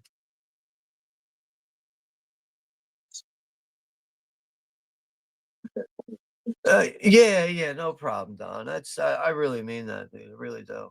I wish I could pinpoint exactly how I found your channel, it's probably just from, you know, here and there, just being on YouTube and jumping in streams or people mentioning channel links and stuff, or I mean, sharing that stuff out. But I don't know. You just, I think with just the way you do things, you keep it real simple. And I think when you can keep things simple, that's when you're open to enjoying yourself. Like, I mean, for me personally, like when I do a stream, I do a lot of streams now by myself, and I kind of prefer it that way. But like usually when I start out with a stream, no matter what it is, I'm like nervous. Kind of get like my nerves are kind of like getting racked up in the very beginning. But it's just like as soon as I start talking, it's like, all right, everything feels okay and natural, as if I'm hanging out with like, you know, my friends in a public place. It's just all that just goes away, and it just allows me to just to really be myself. Some people have issues with that though. It's not easy to put yourself on a public platform and just be comfortable with it. I understand that. But, you know, it's just really easy. I think overall with what you done, it comes off as like a natural, enjoyable thing for you. It just comes off as just such a natural thing that I can see that you're enjoying yourself.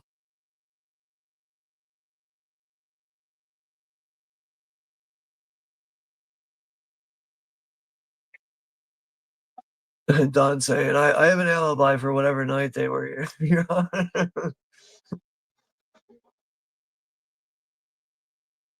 Fuck, look at that entertainment center and fucking look like a, you know, regular house wall right there. Shit just opens up TV, fucking picture frames all over the place. Oh, poor Morris. Somebody put Morris out of his misery for he said ice pick in the back of his head.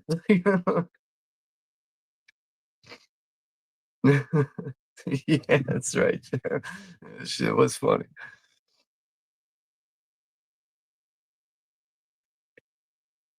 I, I can't blame Morris because you know he's obviously owed $20,000, but you can't be coming at mob guys like this. That's another thing. You get involved with mob guys, and they realize that you ain't some fucking, you know, some tough guy. They're gonna run all over you and treat you like a fucking doormat, man. Your fault for getting involved with these fucking dickheads. Johnny Roast Beef. I forgot there's a guy named Johnny Roast Beef. There goes Samuel L. Jackson. Stacks Edwards. Supposed to do was steal the panel truck and afterwards compacted by a friend of ours out in Jersey. Only Maury was driving us nuts. Because he set this up, he felt he could bust Jimmy's balls for an advance on the money we were going to steal. He didn't mean anything by it. It's just. All right, yeah. I don't know, man. Maury should have never set this shit up either, though. That guy signed his own fucking death warrant by doing this shit. Bakes to their lowest bird. Hey, once for three. Work it is. Yeah, no problem, Don. No problem, man. You've always been, you know, kind and respectful to me and everything. I always just try to return that to people, and I just, you know, another thing I learned with like being here on YouTube is I think it's just best to not get so close with people, even though that would be nice. It's just things kind of turn into obligations sometimes. Like I'm not gonna jump like deep into everything with Juno in Texas, but I told those guys straight up, I don't have time for fucking 3, 4, and 5 streams a week. But every time I have to relay that to one of them, you should see the look on fucking Texas's face. He's all bent out of shape. Like, dude, I could see there's something behind those eyes that you want to tell me, but you're too fucking scared to be honest with me. But no, his whole fucking way of handling that was, I'm just gonna cut you off because I'm a pussy boy and I can't fucking be honest with you. But I want to sit here and rave about how much of, hey, you're my best friend, blah blah blah. You guys mean so much to me. Like, get the fuck out of here with that bullshit, man. Fucking run that shit by me and then act like that, man. Fucked up, man. I didn't do shit to either one of them. If anything, I sent those guys movies for the Juno. Jesus Christ. You want to talk about how much fucking money and movies I sent that motherfucker? Well over fucking $500 in movies. What did he ever send me? Zero. Nope. Fucking broke ass dude. Never fucking, not even one fucking Christmas. Can't fucking send me something. It's not that I'm expecting it, but no, you guys want to treat me like shit. Out of nowhere, I'm the fucking bad guy. The fuck did I do? I want to know what the fuck I did wrong. Why can't you just have a fucking spine in your back and just be honest with me? But no, I learned a valuable lesson with all that. No more getting close with people. Just got to keep things at a distance, at a very even keeled hello, hi, goodbye, and that's it. Can't get too friendly with people on here no more. Not spending money on people no more. I'm not sending packages out to fucking people that ain't worth shit. Nah, man. Spending all that fucking money I spent on them like that, they would fucking want to run me the fuck over like that. Fuck you, motherfuckers, man. Fuck yous, man. You know, I probably gonna be fucked up to say this too, but if I heard tomorrow both of them fucking fell off the face of the earth, I'd be like, good fucking riddance. Fuck the both of yous. See, that's just the type of person I am, though. And you know, I don't expect people to agree with the type of person I am. But I am the type of person that you treat me one way, that's fine. I'm going to treat you exactly the same fucking way. That's it. Bottom fucking line. I'm not a fucking doormat, and I ain't no fucking pussy boy either. But yeah, best to keep things at a very reasonable distance with people. You know, I just can't get too friendly with people on here. That's a hard lesson I've had to learn with being here on YouTube. It's a shame because you do want to, you know, treat people with respect. You do want to be friends with people, but nah, there's a limit on that. You can only be at a hello and goodbye with people. Because you get too friendly with people, that's when they fucking want to run all over you. I just never understood why is it so hard to be honest with people? You got a problem with me? Just bring it to my fucking face. Bring it to my fucking face. What's the big fucking deal? No, everyone's a fucking pussy though. I mean, I lose subscribers all the fucking time for just me being myself. I don't give a shit, man. I really don't. I ain't got nothing to prove with subscribers anyway. I really don't. I already the old channel I had was like nearly 2K. Okay, whatever. I've been there, done that. That's fine. If anything, I'm just trying to stay on here and also trying to stay on here with dealing with the fucking YouTube guideline bullshit anymore. That's just fucking utterly insane. Feels like I'm on fucking probation. Whenever I'm on YouTube now, it really is like being on probation. I try to make a community post. I got to send them a picture of my face. We got to review your account. Make sure it's you. But I think really what it is it's all the fucking assholes over on Texas's channel reporting my channel all the time. Like all those fucking assholes that don't actually have channels, like that fucking Puerto Rican hooker, fucking Rosalia, fucking Zodiac. He ain't got no fucking channel. Fucking Ashton Luck, another one with no fucking channel. But yeah, these are good friends for Texas and Juno, though. Good friends for these guys. Man, never understand that. Never understand that. And also, I don't know, man. Juno, Jesus Christ, man. Juno can't make any decisions for himself. It's so pathetic, man. He's got to have other people make his decisions for him. And that's the reason why he'll always be stuck at home with his parents. So he can't make no decisions for himself. It's a shame. And not that it matters, but he'll never know what it's like to be inside a woman.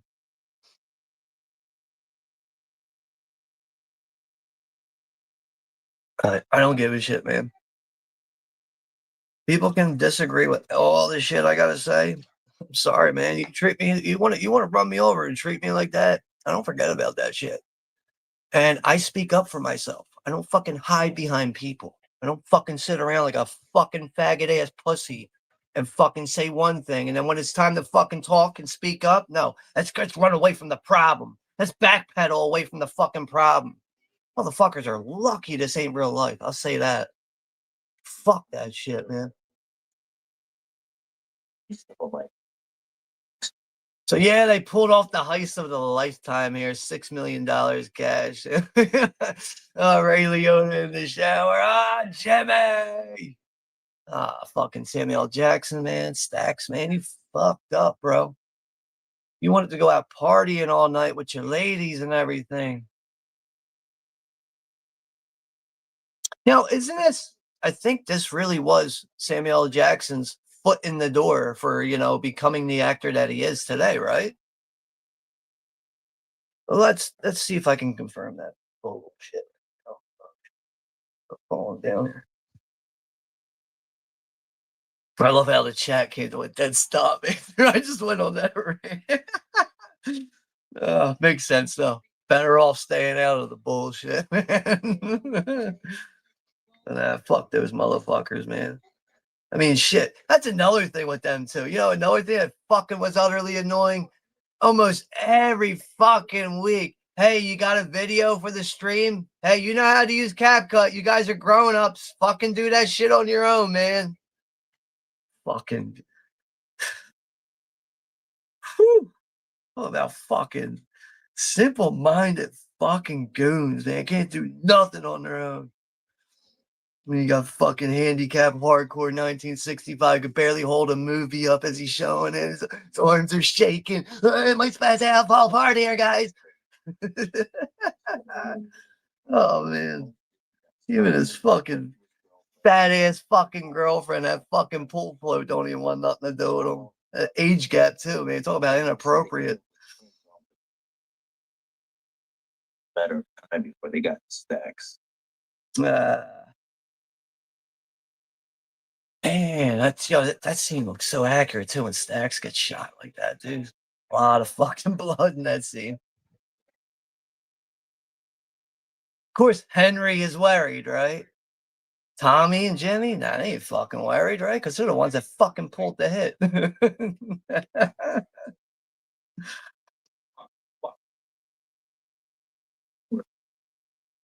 Samuel Jackson. Let's see.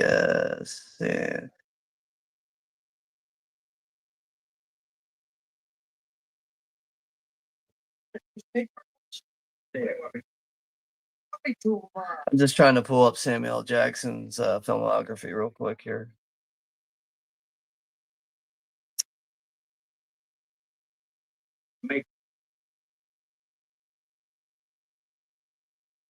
Now Tommy's gonna get made, but really it's we're gonna put an end to this chaotic bullshit with this guy is really what's gonna happen.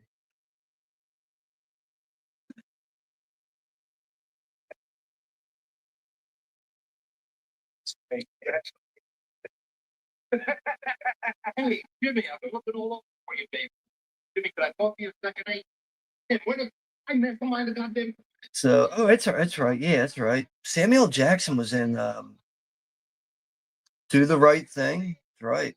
But, he always had these really small roles leading up to Goodfellas and then Pulp Fiction. I think it was really Pulp Fiction is the one that really got him in a recognizable starring role. So yeah, Samuel Jackson really had to put some work in, man. And I didn't realize that he's actually credited for a role in The Exorcist 3. I had no idea. So he plays a blind man in a dream in The Exorcist 3. So yeah, it must be like such a quick scene or whatever. Yes. That's a channel I haven't seen here in a while. Watusis? Am I saying that right? I don't know. Probably not. I know I've seen you here before, but yeah, welcome back to the channel. And yeah, hopefully all is well with you. Thanks for stopping by and hanging out. But yeah, True Romance, Small World. That's right. Yeah. God, that's such a good movie.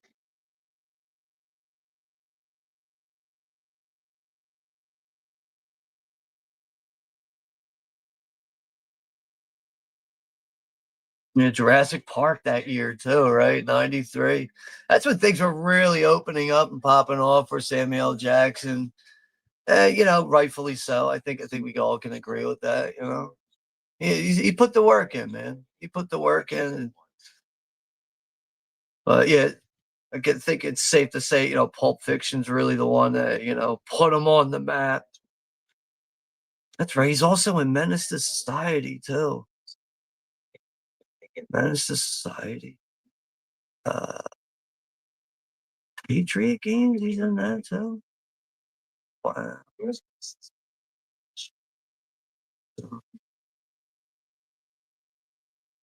Yeah, Do the Right Thing. School Days, Coming to America. He's got a small role in that. But technically, his first film role is 1972, a movie called Together for Days. I've never seen that one. Wow, as far as Jimmy knew, going along with Cobra.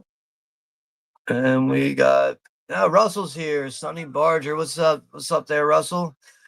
Good evening, Sean in chat. Now go get your fucking shine box. Yeah. That's good to hear from you, Russell. And yeah, hopefully all is well with you, man. It's good to hear from you and your sense of humor. So, but yeah, thanks for stopping by. Timestamp. If anyone needs the timestamp right now. Our timestamp is 1 hour, 44 minutes and 20 seconds, 21, 22 and counting. So Henry's here, where we're at now. Henry's stressed out with the fact that, Jimmy is going to end up whacking Maury. Nowhere, he just knocks off probably more than 50% of the stress that's on his shoulders when he goes, forget about it. Forget about it. We're not going to do it tonight.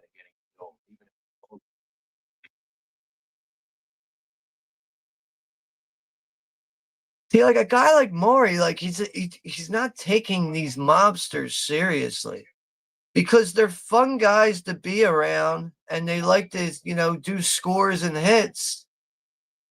That doesn't mean that they're, all right, so they enjoy your time and your company. It doesn't mean they're not going to knock you off of the face of the earth.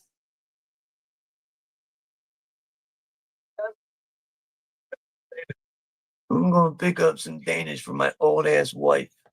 I love it though, because he just keeps yapping and yapping. Tommy sticks that ice pick in the back of his head. It gets silent quickly, man. But that motherfucker would never shut up. Call me when you're through. All right, let's chop him up. All right. I love it. Tommy's always calling him a dizzy motherfucker. He's like, what are you doing, you dizzy motherfucker? He's talking about maybe I should let Maury drive. He's dead as shit. Oh, man. All these guys turn out to be so incompetent, so unreliable. It really is like a total of like 5 or 6 of them that can walk a straight line, keep their mouths shut, and actually have each other's backs and do what the fuck they have to do to follow through with everything to keep themselves from being out of jail or being in a fucking grave. Now Maury's wife shows up at Henry's house. The first time he hasn't come home in years. That's a good line there. Well, what do you want me to tell Belle? And Jimmy's like, who gives a fuck?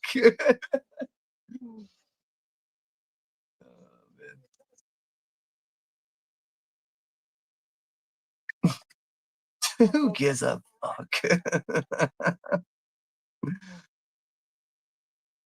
Where?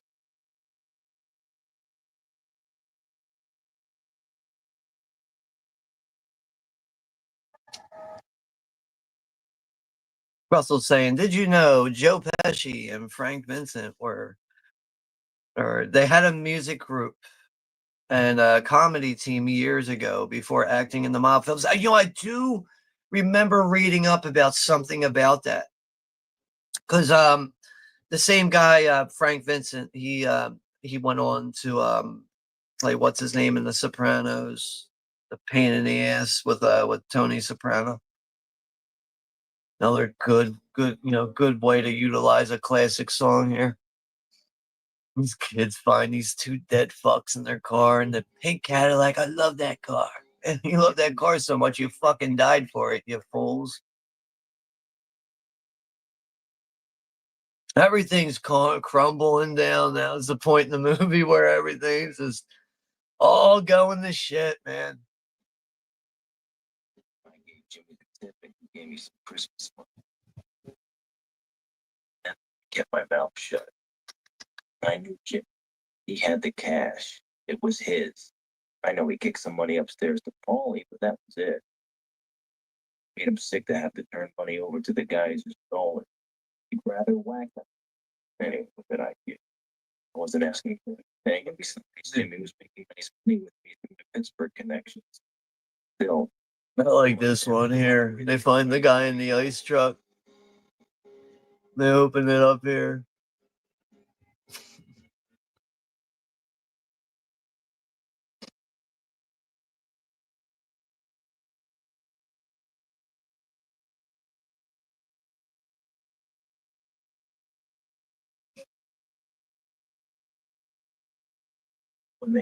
when they found Corbone in the meat truck, he was frozen so stiff it took them 2 whole days to thaw him out for the autopsy. He's fucking so frozen stiff. Jesus Christ. Guy was such a fucking idiot, though. I love how Tommy's always like, you dizzy motherfucker, put the fucking coffee pot down. Because after they kill Stacks, he goes, Carbone, make that coffee to go. And he's ready to walk out the door with the coffee pot. He's like, what are you doing, you dizzy motherfucker? Put the coffee pot down. Joe Pesci was so good in this movie. So good.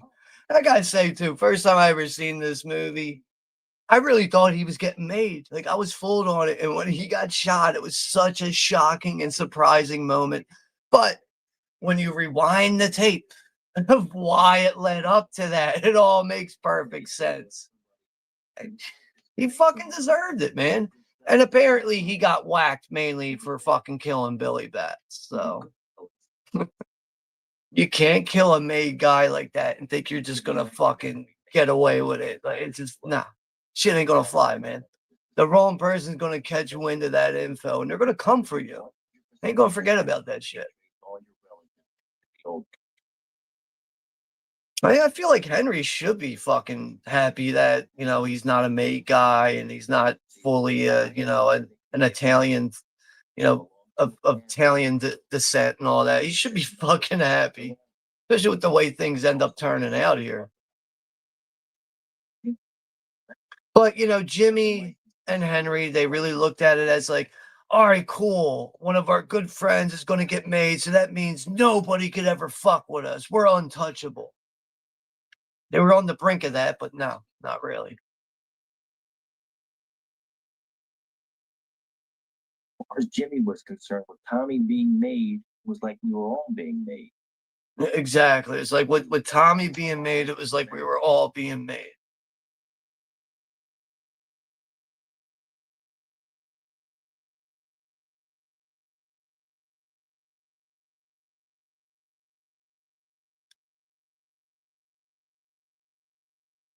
What if before they shot him and they were like, now go get your shine box, Tommy, and shot him in the back of the head? Oh, shit. Oh, what the fuck just happened here? Oh, my phone went. Oh, never mind. I'm sorry about that.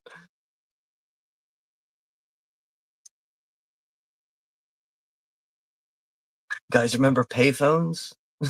Fucking payphones. You know what's crazy? One thing I think that's crazy about the fact that there's no payphones. All right, the average person has a cell phone, right? But there's some people that don't have cell phones. Now, what if someone without that cell phone is in desperate need of calling 911 and there's no one around and there's no payphone to call 911? What are we doing from there? We're just going to let someone die? I don't know. Whoever made that decision, I don't know. I just does it hurt to really have the payphone still? Like, I understand the city and shit's paying for that, but like, I mean, if we really give a shit about people, there should be options to be calling 911. But then again, it's not like there's a fucking payphone at every fucking corner either. But I don't know. All I know is some people don't have cell phones. Yes, still to this day, some people don't have cell phones. Imagine being in trouble and there's not a fucking single payphone around to call 911. Shot in the face. Father couldn't give him an open. Yes, yes, that was his name, right? Yeah, Phil Leotardo on The Sopranos. Ongoing beef between Tony and Phil. Mainly because of Phil's brother getting killed by Tony Blundetto, Tony's cousin. So now it's Sunday, May 11th, 1980 in the movie. This is where the coke is really going to kick in for Henry. Paranoia is going to get all over the fucking place. Helicopters are fucking following him. But yeah, he's going to, right now, Henry's going to deliver some silencers to Jimmy.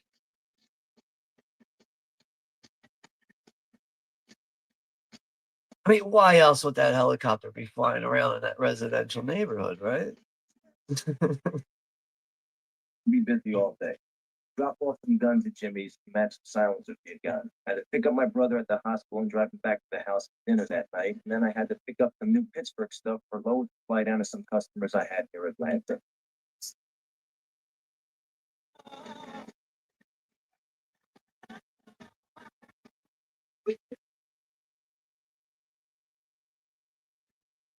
Right away, I knew we didn't. Just saying, at least I was at a payphone. I had to wait for a guy being the one to use it.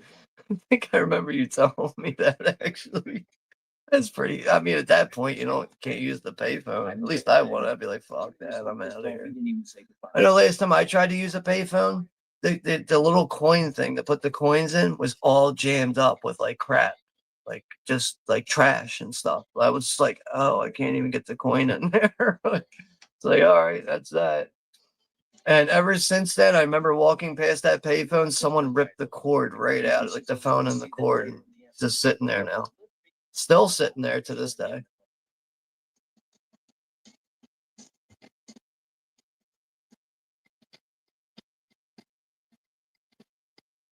Ray Liotta really looks lit out of his mind. He's spending so much time looking at the fucking sky, about to crash into a car, sweating his ass off, just fucking zooted out of his mind on coke. Michael, his doctor wanted to put me in bed. It's 8:45 a.m. He already looks like he's been through like 3 8:45 a.m.s. Doctor's like, oh, come on, let's do a test real quick. It's also the doctor in this scene. I know he's one of the cops in that show, The Wire.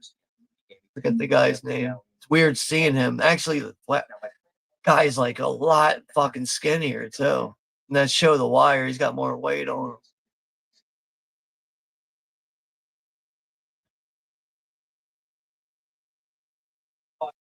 him.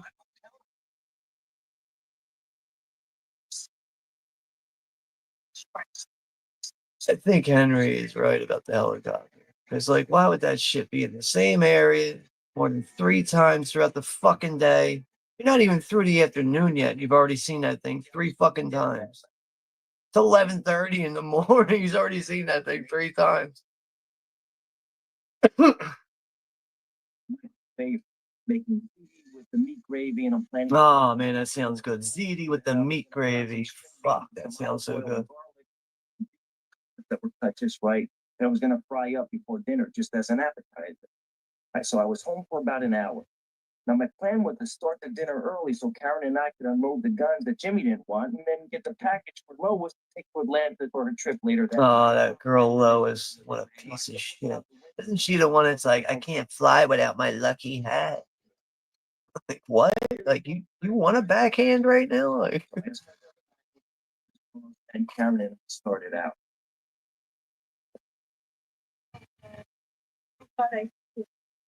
Karen sees the helicopter too. Oh God, I see it. Oh my God, there it is. We gotta get to your mother. Dude, she's lit up on coke too. Like, she's got the fucking up all night eyes and everything.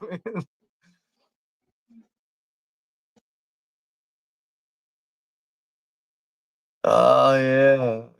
Yeah, going fishing, man. I haven't seen that shit in forever, man. It's funny you mentioned that, Russell. Oh yeah, Joe Pesci, Danny Glover, going fishing, man. Fuck.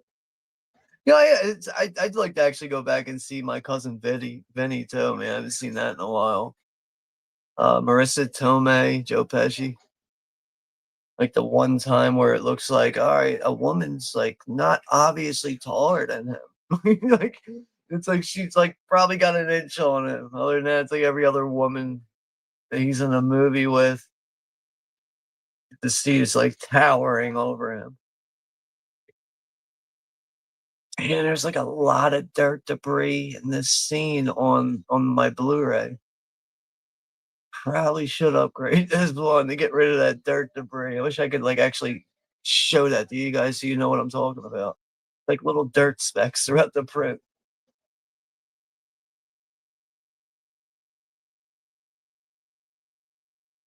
It's 3:30. They both look like they've been to like Club 54 like a couple times or something. Another guy from The Sopranos, the guy they're doing the gun deal with here, is the guy when Richie fucking turns him into a shopping cart, he runs him over, breaks his legs and shit. He tries shaking him down for his pizza shop. Get to Sandy's house, give the package a whack with quinine. Plus, I knew Sandy was going to get on my ass. I guess that's how they really casted a lot of people from, The Sopranos. They probably looked at a lot of these, these gangster movies like this, and were probably like, well, what's this guy doing and that guy doing? Oh, why don't we, get in touch with their agent and see what they're up to?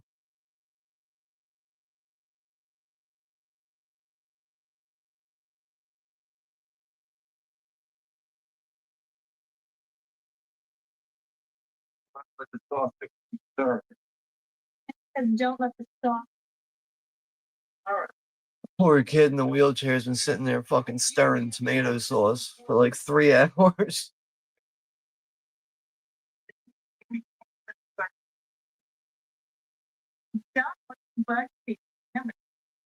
Jesus, you must think I'm dumb. You are dumb if you can't fucking take a flight without a fucking hat. I'm not getting on the flight without my lucky hat.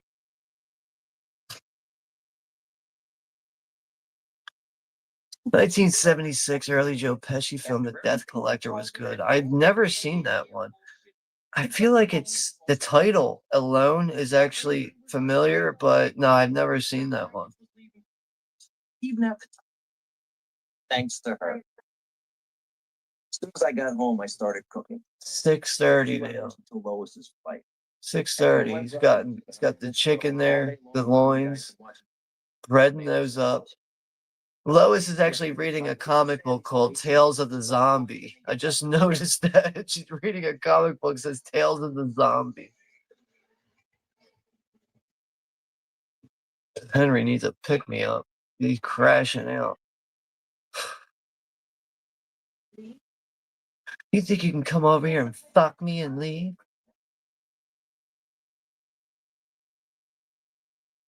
Surprised this girl doesn't have a hole in the back of her head from fucking snorting so much coke.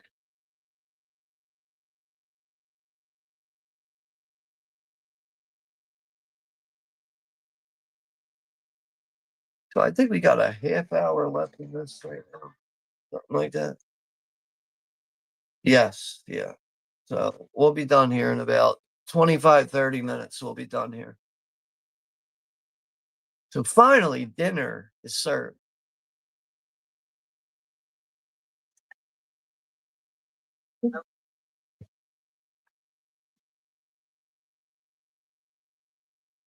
I go home.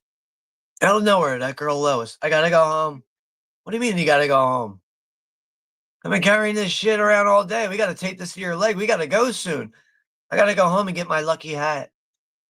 I'd be like, that would be my reaction too. Like, why get the fuck out of here? I can't fly without my lucky hat. You understand what we're involved with here? I don't care. I need my lucky hat. What else do you need? You need your lucky dildo too? the kitchen and take her home. Yeah, even fucking Karen's like, a hat? You gonna leave for a hat?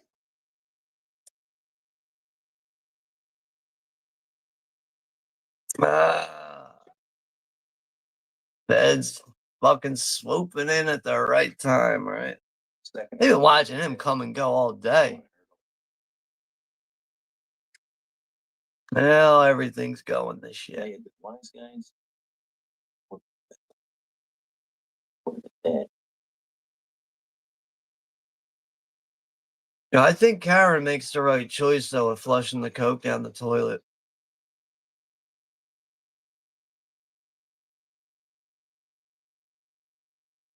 I mean, it sucks to dump all that shit down the toilet, but they would have found that shit, man. They would have definitely found all that fucking coke. Now the aftermath of that.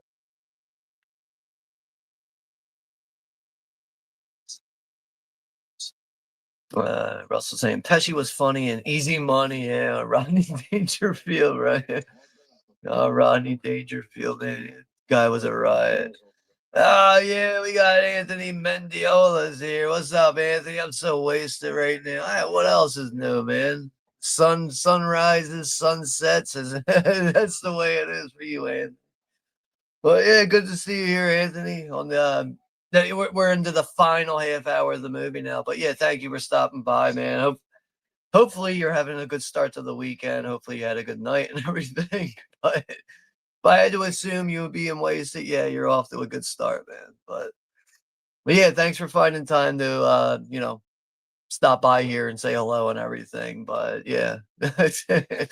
Oh man, Anthony Mendiola, man. It's guy's good for a fucking good for keeping it real and keeping it real at 100 with some laughs too, man. It's a fun guy. Wish there was more people like him.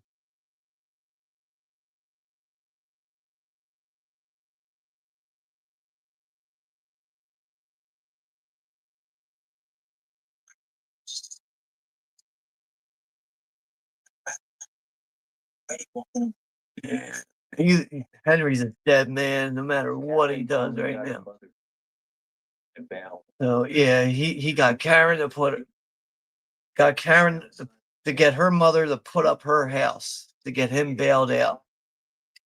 Technically being locked up in there, I think there's a better chance that he could have got whacked inside a prison. For me, it's the bad. Yeah, this is where everything literally comes crumbling down. But now that Henry's home, he thinks that, his hidden stash of coke's gonna be where it's at. But no, Karen's gotta fucking relay this to him like, I flushed it down the toilet. I think she did the right thing. Because here's another thing. Let's say they found that coke in that house. That house would be the feds would own that fucking house. That's it. All right, so yeah, that was $60,000 worth of coke. You got to just bite the bullet there and realize that, your wife's not in prison. At least you still have your fucking house. You still have your family. All that for $60,000 of coke. Either way, you're fucked, though. If you're Henry, you're fucked.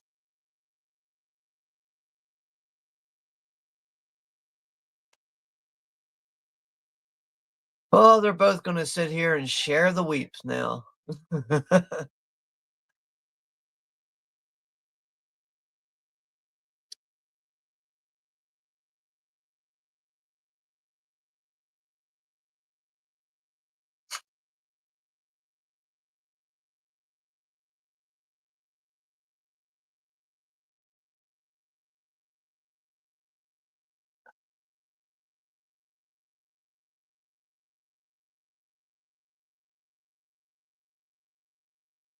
Oh, it's wait, let me get back to Anthony's questions here.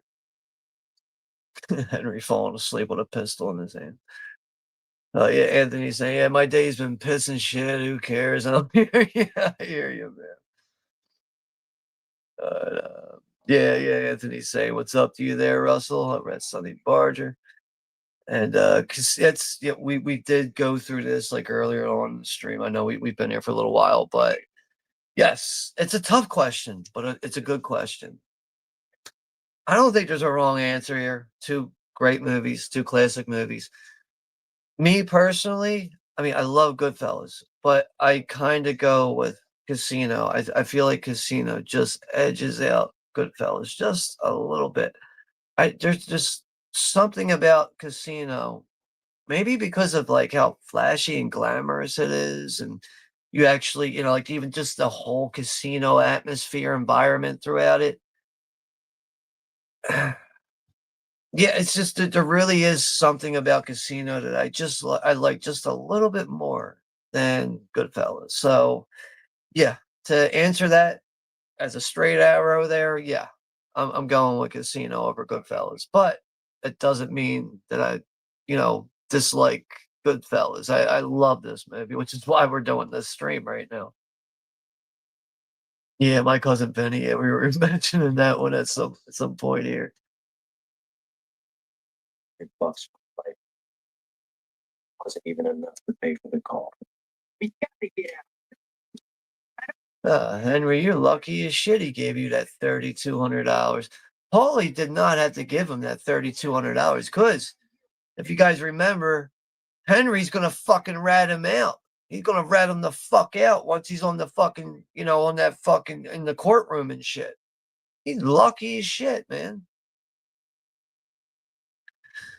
The now situation's gonna get a little hairy here too between Karen and Jimmy.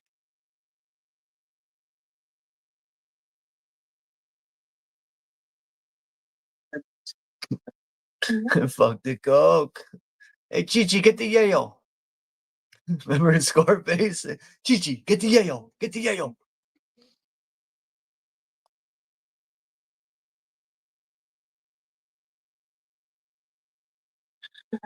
The only reason why I want this stream to be over, I gotta fucking see him in about a meal. I'm trying to hold out because I know the stream's gonna be over soon, somewhat soon. You got about like 20 minutes. We'll see if I can hold out here. Yeah, fuck the coke. Did you get the yayo? Can always buy more, unless you got like an extra $60,000 laying around. Like overall, it does seem like a lot of people, really do enjoy Casino a bit more than Goodfellas.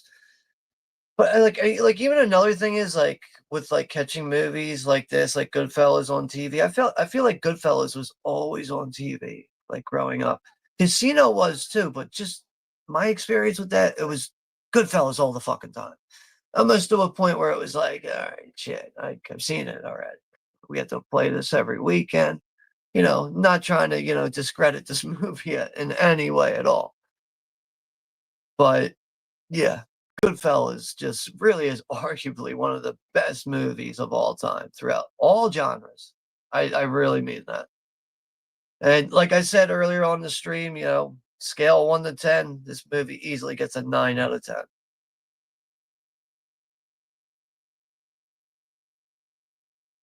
Karen was right for going with her gut there.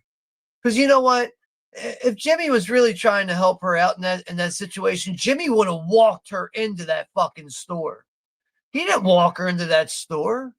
He was sitting there like, oh, you know what? Good, she's going to get whacked. She's going to walk in there like a dumbass and get whacked. Now he realized if she was smart enough to get away from that shit, she would have got whacked.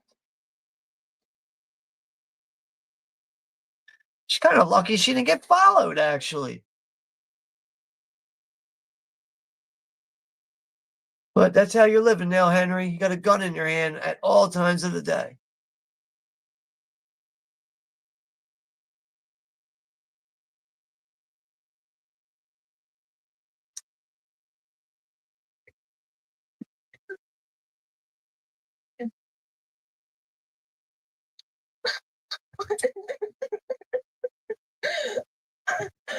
If you're part of a crew, nobody ever tells you that they're going. Anthony's saying I was always a Casino dude till I saw Goodfellas. I think Casino gets the edge as well.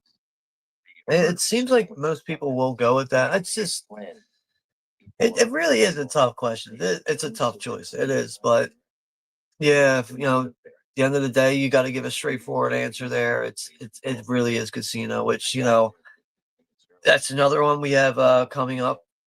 That'll be coming up on November 22nd for its 30th anniversary. We'll be doing a watch party for that around Thanksgiving.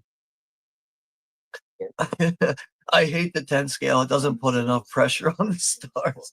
This is a 4 out of 4 stars. Well, yeah, all right. I that's fine if it's a 4 out of 4, but it would be the same as calling it a 10 out of 10.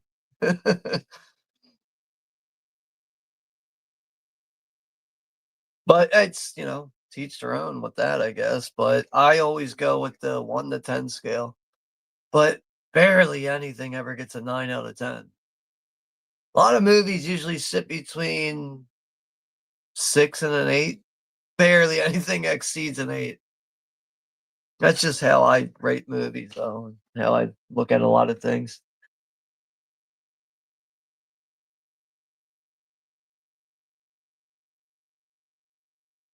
Yeah, Russell's saying, there's a video on YouTube called Gangster Bert and Ernie. I think I know what you're talking about, where they do the desert scene. Yeah, I've seen that shit. Yeah. I knew right away as soon as I started reading what he was saying. I'd seen that shit.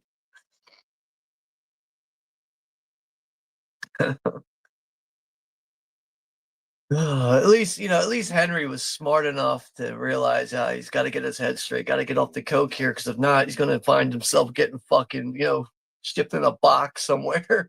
He knows if he went to Florida, he's never been asked to go to Florida before, especially from his good friend Jimmy.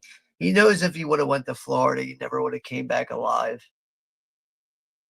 Nobody's good friends anymore, man. It really is a fight for, everyone's just fighting for themselves. Everyone's fending for themselves right now. The towers are coming down, man. Everything's crumbling. I mean, shit. It's bad when you and your wife are considering witness protection, right?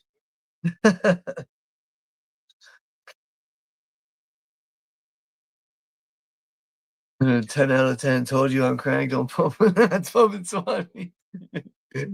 That's a good one. Good response there, Anthony.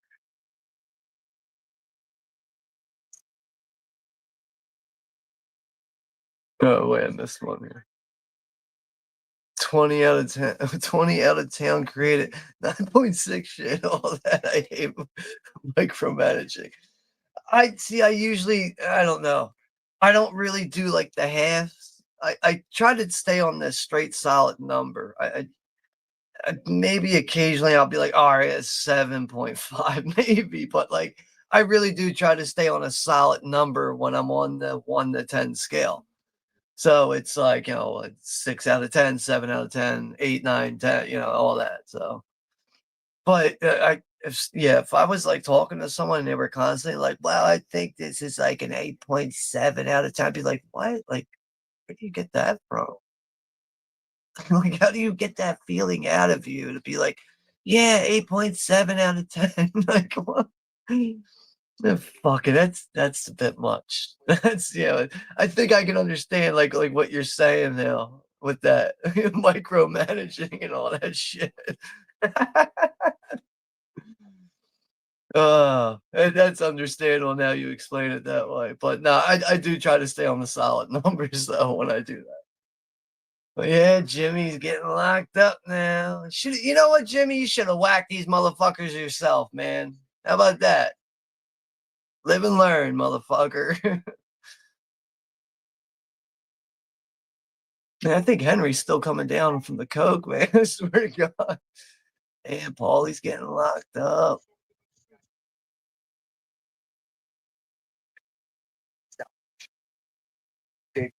Save his life. I'm gonna save your life. Gonna save his life. You're gonna have to eat marinara sauce with spaghetti. All this bullshit. For all of us. Yeah, movie's coming to an end. I So. was losing my mother-in-law. My cars were registered to my wife. My social security cards and driver's licenses were phonies. I never voted. I never paid taxes. My birth certificate and my arrest sheet. That's all you'd ever have to know I was alive. Yeah, so he rats out his friends here, and the scene's going to end with him looking into the camera. James. Also know a man by the name of Paul. I still think that this had to be hard for Henry to rat out his best fucking friends here, to rat out Paulie, rat out Jimmy. Tommy's dead and gone. The hardest thing for me was leaving life. Yeah, as he says here, the hardest thing for me was leaving the life. We were treated like movie stars. We had it all just for asking. Our wives, mothers, kids, everybody rode along. Paper bags full of jewelry in the kitchen, sugar bowl full of Coke in the bedroom.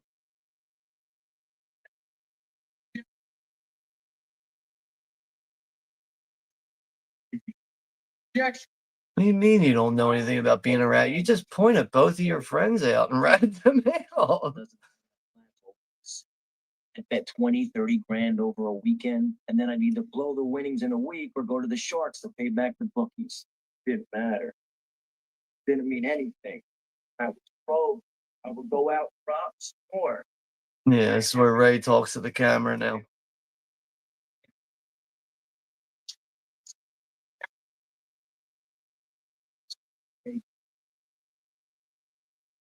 Now it's all over. And now it's all That's the over. hardest part. That's the hardest part, right? Today, everything is different. There's no action. I have to wait around like everyone else. Can't even get no decent food. What a fucking whiny bitch, honestly. Oh, but live the rest of my life like a schnook. Get to live the rest of my life like a schnook. Hey, at least you're alive, Henry. That's one thing you forgot right there to consider. And that is Goodfellas at 35 years old, everyone. Henry Hill is still in the witness protection program. In 1987, he was arrested in Seattle, Washington for narcotics. 1989, Henry and Karen Hill separated after 25 years of marriage. Paul Cicero died in 1988 in Fort Worth Federal Prison of respiratory illness. He was 73. Jimmy Conway is currently serving a 20 years to life sentence for murder in New York State prison. He will not be eligible for parole until 2024. That is Goodfellas, everyone, at 35 years old. All right, so we will cut this one down here in just a couple minutes. All right.